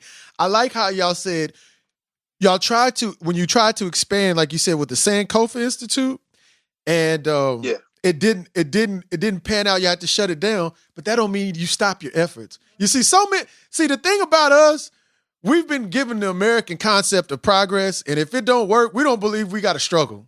You see what I'm saying? And if it don't work the first time, we'd have been conditioned by Hollywood movies. Oh shit, if it ain't gonna resolve itself out in 30 minutes in a sitcom, we done with it. Y'all said, but that don't mean you don't stop teaching. You see what I'm saying? And we don't ask no permission. Man, I'm telling you, we done got too bourgeois, and we are waiting for white folks to tell us we can tell our kids what they can learn. And now they're telling them that the kids can wear dresses. They got teachers in there that are in drag. That broke my heart. I never, and you know, I'm in a conservative state. I'm in Texas. But what did Mwala Mabudi said is only in European society is only closet heterosexuals. Okay? Yeah. You know, remember Rome. Remember Caligula. Okay, remember ancient Greece. Oh, I remember they say now, it was all right, because when I was growing up, in the ancient world, in Greece, it was good. That ain't the ancient world, that's Greece. That's Greece. That ain't the ancient world. But now you got children, like you said, at 5, if the kid said, if the child is saying I want to be African at 5, and they looking at this fool in drag with lipstick and a skirt on, there you go. That's pretty concerning. Yes. Well, all right, we're gonna wrap it up. Do y'all have anything else you want to add before we wrap it up with the last question? Man, once again, appreciate y'all having this platform, and man, I enjoyed the dialogue, and this is dialogue we gotta have, along with the action behind the dialogue. You know? Exactly. They say time flies when you're having fun. I didn't know 2 hours had passed. But it was a good one, though. It was a good 2 hours. Yeah, all right. It was a good 2 hours, exactly. Yes, it was. Yes. Hey, Beast, said, just like, man, it's good because I'm moving my neck and everything around here. Okay, yeah, that's the inside thing, you know what I'm saying, for me to say it right there. Hey, I've been keeping my knees straight a little bit, trying to I get back and put it back out. I heard that. All right, listen, audience. So we've come to the end of our dialogue, and we want to know what MCE has planned for the future. Also, please let the listening audience know where your music is available. In addition, how can people stay up to date with all things MCE? As far as our music, you can find our music on all streaming platforms. Just look up your favorite one, and we own there, MCE. All right, so iTunes, Deezer, Spotify, all of that. You can follow our YouTube channel at MCE Soul Music. That's SOLMUZIK. MCE SOLMUZIK. That's our YouTube channel for interviews, live performances. We also do our own podcast called Soul Speaks Forum. So you can check out all the Soul Speaks shows we've done, Soul Speaks shorts as well. What else? Music videos. My brother E.I. let him talk about the rise of Osiris. Go ahead. Basically, I'm just working on an animation that I'm Rise of Osiris, it's been a long time coming, and I still got a little ways to go. I was hoping to try to release it this year, but I might just depend on how it goes, and also a coloring book and maybe a comic book. To something in the order of like what the guy doing with the Black Sands. I kind of like his work, but Rise of Osiris was in effect way before that. Right, definitely. So we also working on. We got 2 projects. We're gonna be releasing one of them here soon. We got another EP, kind of along the lines of like the red, black, and green. So we're about to drop Food, Clothes, and Shelter, the EP, and then we also got another full length project called Knowledge Itself Volume 3. This one is titled Coal Mines. So those 2 projects we're working on. Of course, videos, performances lined up. So all right. And I don't know if you've seen all our videos or not, but on my channel, Said Adams on YouTube, that's CED ADAMZ, you can catch majority of our videos on that channel. Yeah, so I didn't want to interrupt, but is there a volume 1? Yes. Okay. Do we just get it on iTunes or? Yes. So it's just MCE Knowledge Yourself Volume 1. Okay. Just wanted to make sure because Well, we're talking about volume 2, and I think it's MNC. Well, you'll find it Under both MCE. ways. Yeah. MNC or MCE. Yeah.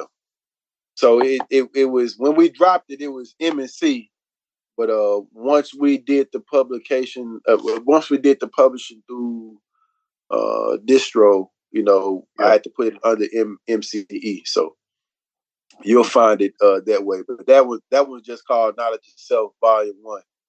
And that's what we released in 2009 to 2010. Yeah. So And one more thing, besides the Rise of Osiris, me and Sid have been collaborating on doing something similar to the old school Twilight Zone. We call it Diverge. It's going to be a series of short films that just out there in the Twilight Zone. So that's yet to be. We're still doing some production on that, and but yeah, be looking forward for that too. Man, look at that! Y'all do a lot. Right? And I wanted to say this, y'all forgot. Okay, now look, I know Obafemi has an Instagram page, and Said you got an Instagram. Brother Ishmael, you got an Instagram. Y'all need to give the handles out. I do. Okay, so let's get that information. Come on. All right, so you can find Obafemi. You can find me on Twitter, TikTok, YouTube, Facebook, Instagram, all of that at 9 Obafemi, 9 OBAFEMI. So like I said, I'm on all of those: Twitter, TikTok, Facebook, Instagram, and my YouTube channel is 9 Obafemi. So yeah, and mine's gonna be the same. It's gonna be CEDADAMZ. Mine be the same platforms. I think they'll all be under Son of the Right Hand, though. SUN of the Right Hand.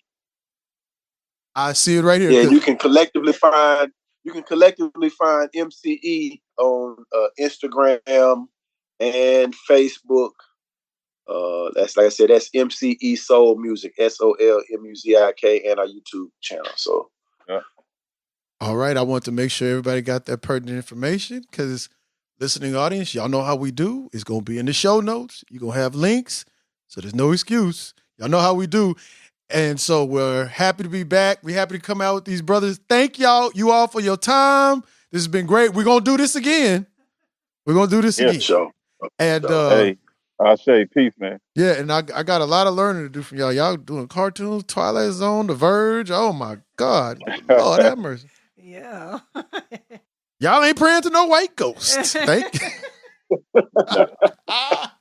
All right, thank you very much. We're going to end this now. Thank you.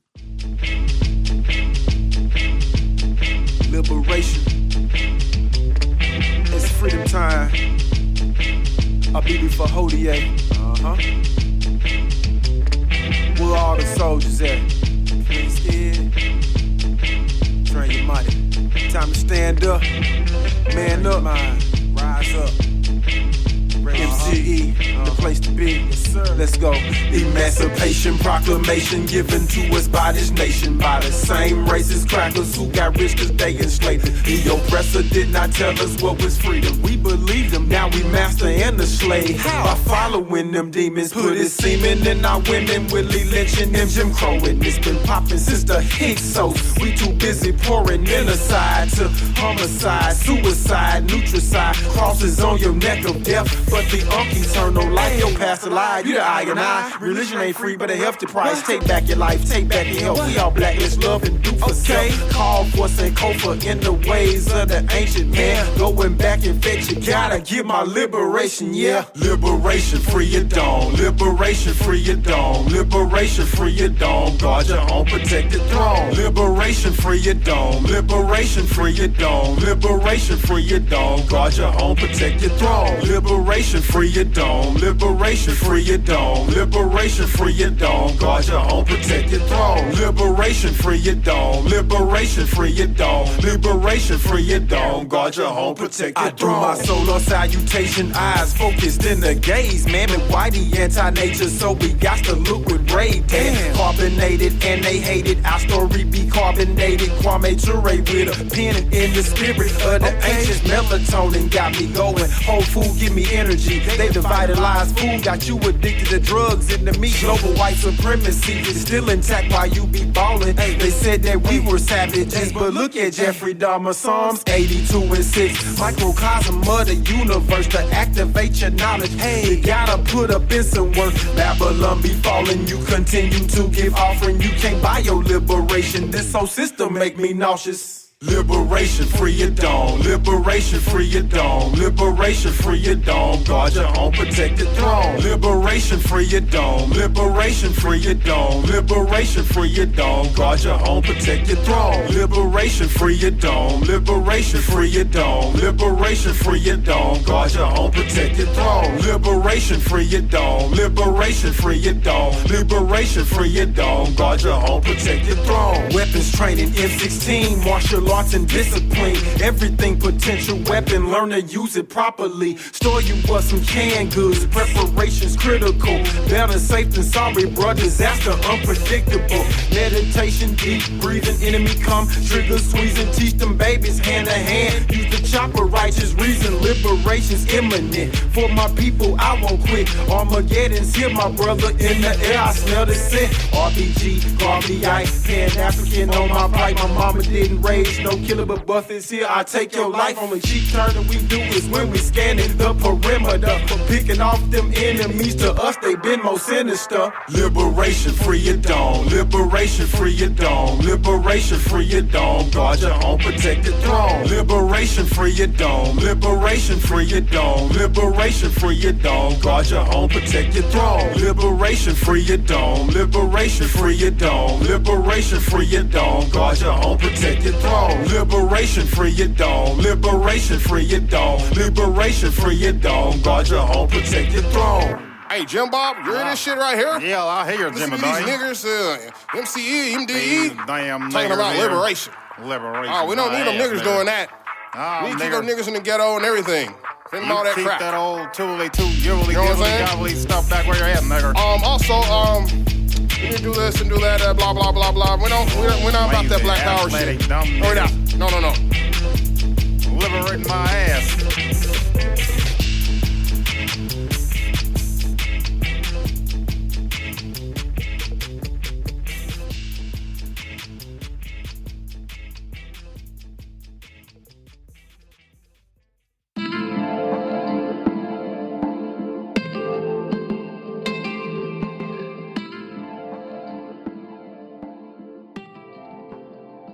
All right, that concludes our two-part series, MCE, Nation Building, Theory and Practice. We sincerely thank these dear brothers for the restorative work they do and taking the time to dialogue with us here at Conscientization 101.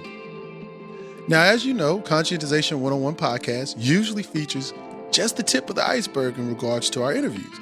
But we aired this series in its entire unabridged interview grandeur as a thank you to you, the listening audience. So if you enjoy dialogues such as these that inspire and ignite epistemological curiosity, that leads to critical consciousness, that's praxis, or better said, conscientization.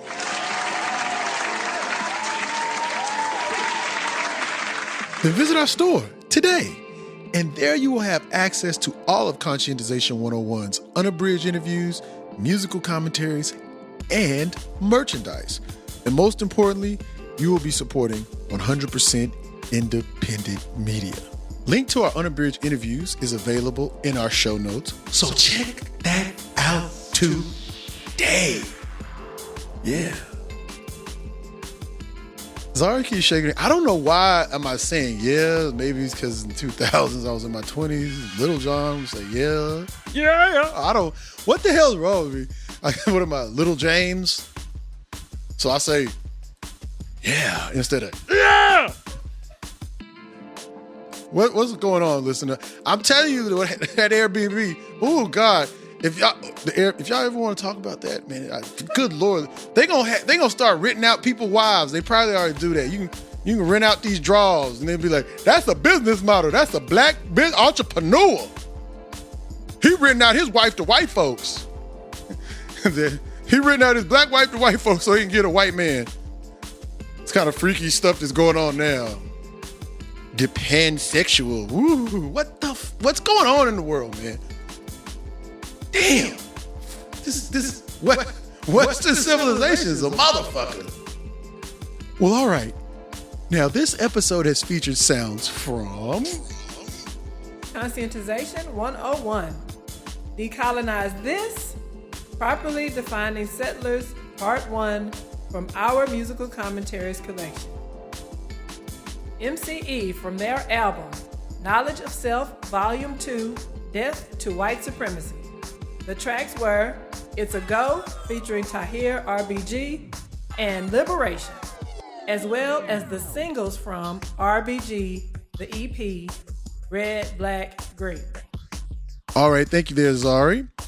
We also just want to sincerely thank everyone who supports this work that we do, which springs out of a fervent desire to contribute to our people's struggle. Now listen here, we truly can't underestimate the importance of praxis as it corrects solutions to seemingly age-old conundrums, right? These conundrums can only be solved with correct information. That's history, right? Which leads to theory, right? Which gets us to develop an ideology. And guess what you get with an ideology? You get a proper worldview. And thus you get our very own social theory. What Dr. Bobby E. Wright said, we need a black social theory, an African social theory, right? And check this out. And with a properly grounded theory, the actions that we take to decolonize our minds, our lands, will be as easy as Conscientization 101. Yeah. Sorry, shook her head when I said that, yeah, but hey, that's what I do, right? Anyway, y'all can tell I'm back. I'm happy to be back, right? Contractors out my house, yeah. Hey, that was MC, y'all got liberation. Liberation from contractors. Liberation from contractors. Get them crackers out your house. Do. That's what I'm playing. If you got contractors off in your house, you ain't gonna have liberation. No, that ain't wrong, but shit, I don't care. I want them contractor crackers out my house. Woo-wee. All right. We want to give a special shout out to our brother, Charles Williams, and sister Denise Andre. Your support came at the right time. We needed it the most. We truly appreciate you and know you find value from our work and will be utilizing the information you derive from it to forward our righteous struggle. Again, thank you, my brother, and thank you, my sister, for your support. Now, we also want to thank MCE for taking their time to have this numinous dialogue with us. See, there's that word again, numinous. You know, I'll look that up. I forgot where. Remember I used it in part 1. So I used it earlier. As you see, I like that word. That's what reading does, right? I'm actually reading What am I reading right now? Being in the Airbnb, I have a lot of light where I live. There wasn't no light in there, so it was very hard to read. But right now I'm finishing up in Walamu Baruti's Identity. I only got like 50 more pages on that.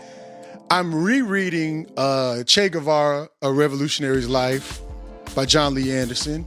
It's one of my rereads. And I'm also reading a book I found about because I was rereading C.L.R. James, The Black Jacobins. Especially when you're going through these cracker contractors, it's nothing more than rereading a time when we were victorious and chopped their heads off. But I was rereading C.L.R. James, The Black Jacobins, and I love Bookman Duty. Y'all know, if y'all listened to the show, I used to pronounce it Duddy. I don't know why. I think I was listening to AT Aliens or something from Atlanta back in the day. He was like, yeah, Duddy. Yeah. I think I was listening to old Outkast. I don't know. And I'll just say, yeah, that's Duddy, not Duty. But anyway, hey, man, I was reading that and I said, yeah, that's Bookman Duddy. Yeah, Duddy. Shoot, you know what I'm saying, Duddy? That's why I called him Bookman Duddy. But it's Bookman Duty, right? And I was just rereading Black Jacobins and I was just getting crunk because it was a contractor. I was like, oh, yeah. Bookman said, the boy Okaim, he was telling, get that white cracker out as your God, as your contractor. Oops, was that a Freudian slip? Get them out your life. Get them French fuckers out your life, right? I was inspired by that. I said, man, there's got to be some kind of book on Bookman. His name's Bookman, right? I found out that this one Jewish gentleman by the name of Guy Endore. Guy Endore, that's Guy Endore. The guy endures, right? Anyway, I'm sorry. He wrote this book that's loosely based on the life of Bookman Duty, and it pretty much is a historical, if not anything, it is an actual historical account of how enslavement and colonization worked on the island of Saint-Domingue, which would later become the island known as Haiti, right? And I just started it December 1st.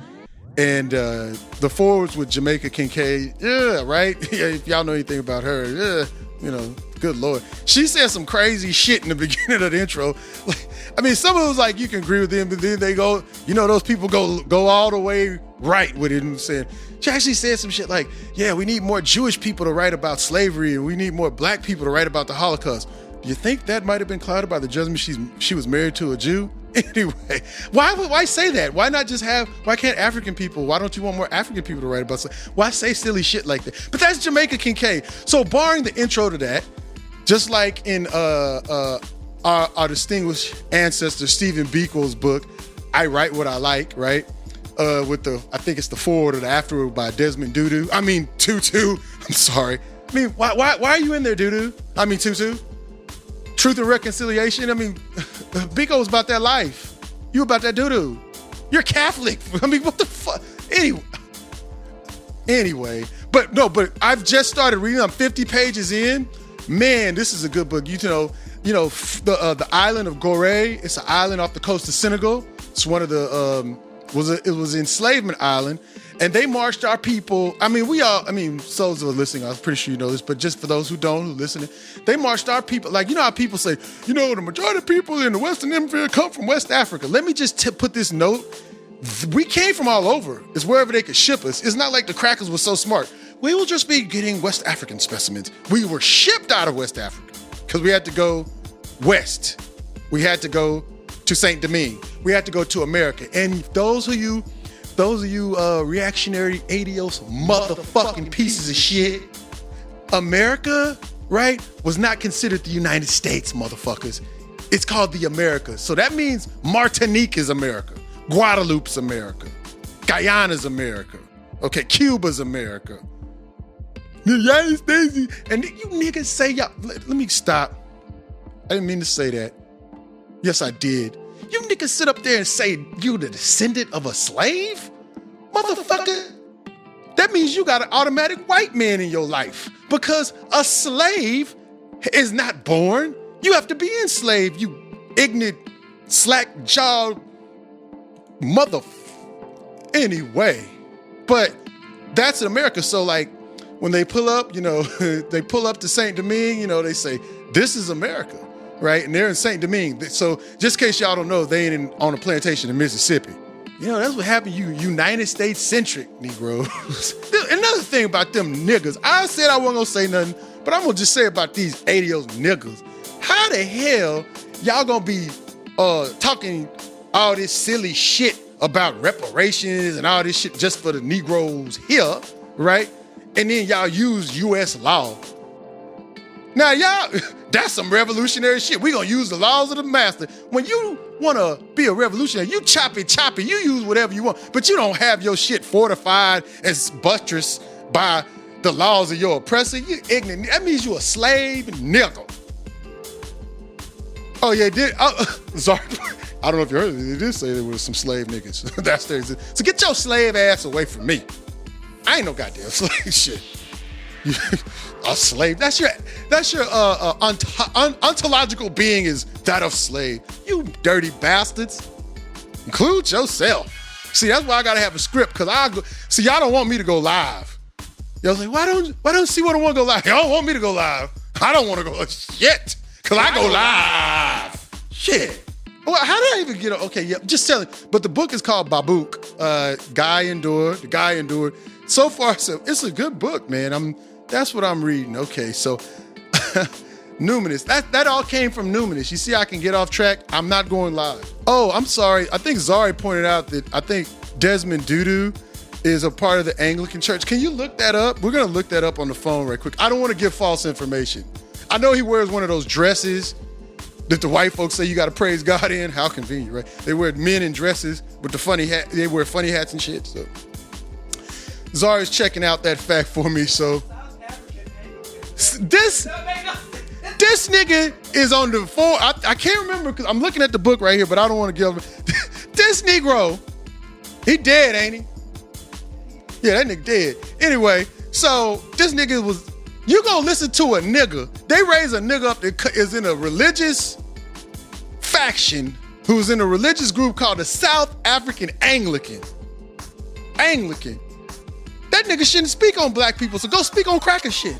Oh, he was telling niggas to subjugate your will to the crackers and tell the truth, not chop off them crackers' heads. You don't want me on no truth and reconciliation. There's gonna be some heads rolling.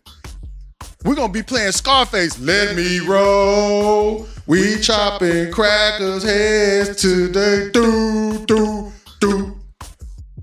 I done took that shit back to 93 on your ass. It's gonna be some let me roll. Thank you, Zari, for that. I knew he was dressed funny. Cause y'all, Catholic is just as Eurocentric, Roman, but when you actually have in the title Anglican, nigga, shut up. I don't even want to say, I don't like using that word on the podcast, but I just gotta, that invokes, back in the day when I was a kid, you just look at somebody and say, nigga, shut up. You got Biko about that life. Biko was killed when I was born, right? In 78. Assassinated, beaten to death. I will say this, if there was justice, you know what South Africa would look like. First of all, I'd be there. That's enough said. There you go. Okay. So, Anglican, and now you got niggas saying they slaves. All I gotta say, look who bankrolling these. I don't even like talking about this stuff because, you figure how we do stuff here is that the information that you get here, that you can study from the website, because our website is a repository of conscientization. You have music. We hit it from the cultural angle. We hit it from the historical angle. We hit it from the political economy angle. We got all the different chambers that we need for the praxis that we need to transform our situation, decolonize, right? So when one of these new jokers comes out, we don't even have to mention it. The only reason why I'm mentioning it now because my ass was going through trauma with these crack-ass contractors. I'm pissed off. Zari was like, he's taking it back to 1998. This nigga done went crazy. I was going, boy, I'm a wild guy. I've calmed down a lot in my older age. Have I really? I don't know. Anyway, all that was from the Numinous dialogue piece. Anyway. All right. Hate to interrupt your Conscientization 101 podcast episode in progress, but a little post-production edit. Want to interrupt to be more precise about that forward from Babook, from, I hope I'm saying that right, by Guy Endor's loosely based, Guy Endor's novel, loosely based on Bookman Duty. Want to read that Jamaican Kincaid forward that just drove us insane. It's Jamaican Kincaid though. I mean, come on. This is what she said on page 8 of the forward. It's Roman numeral, 8, but on the forward she said, this is like the last page. I think that every white writer should write a book about black slavery, as I think that every writer who is not a Jew should write a book about the Holocaust. Why? Why? Why did basically the fool said the white folks should write about us. What else is new?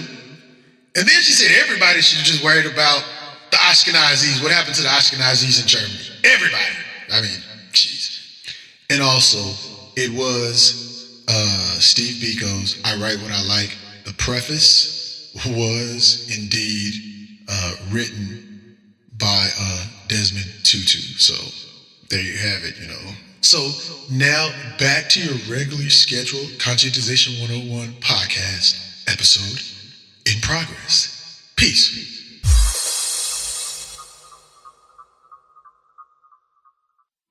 And for more info on MCE, check out their social media, which YouTube is MCE Soul Music. That's MCE space SOLMUZIK.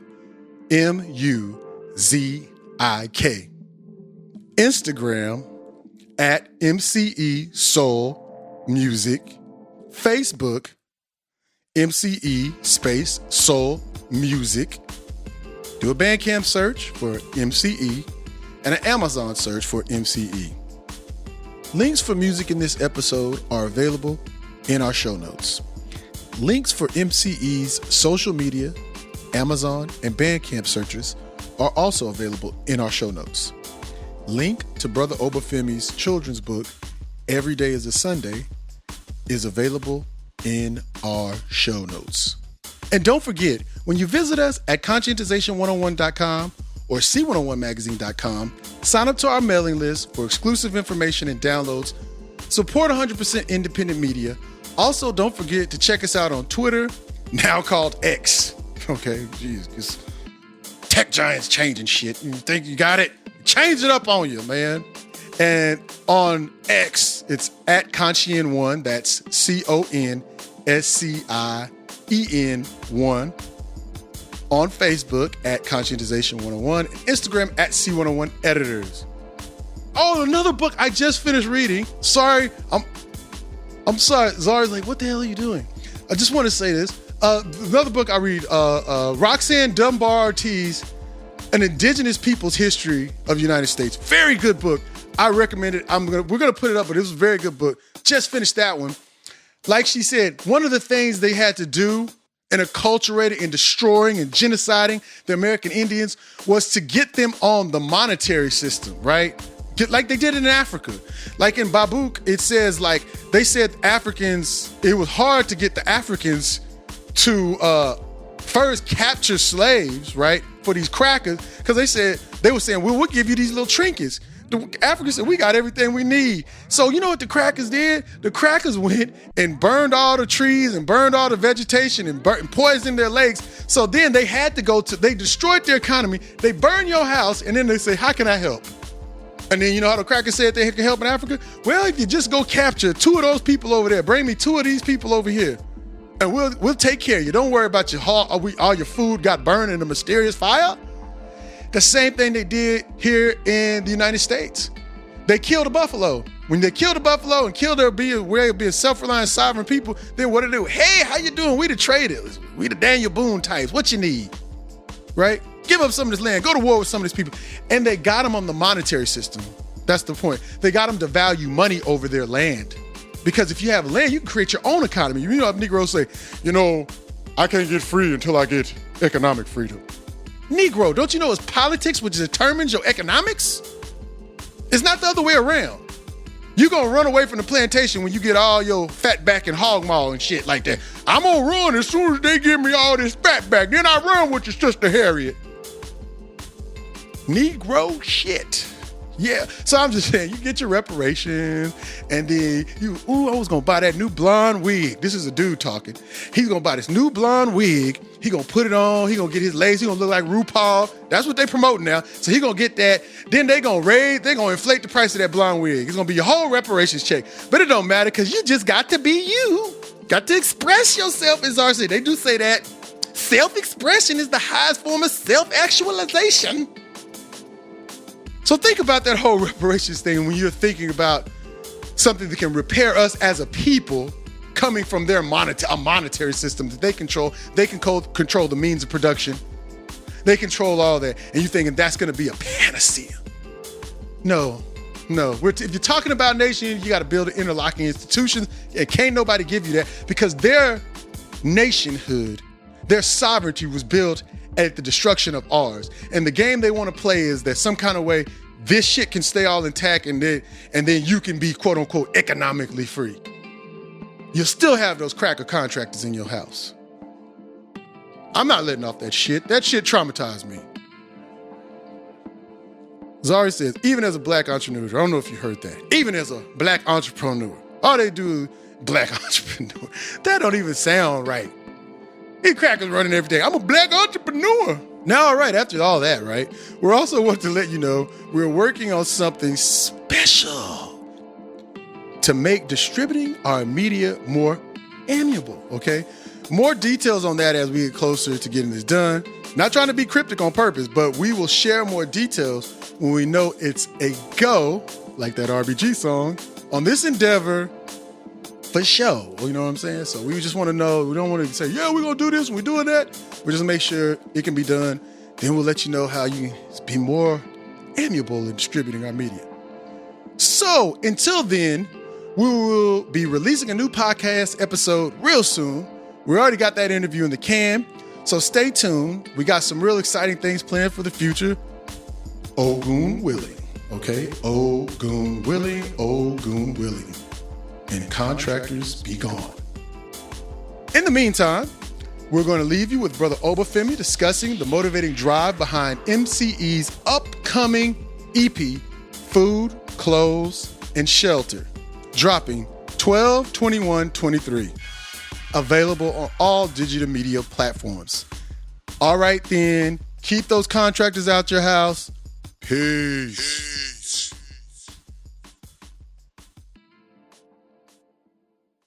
Yo, man, this is Obafemi of MCE, and get ready for the new EP, man.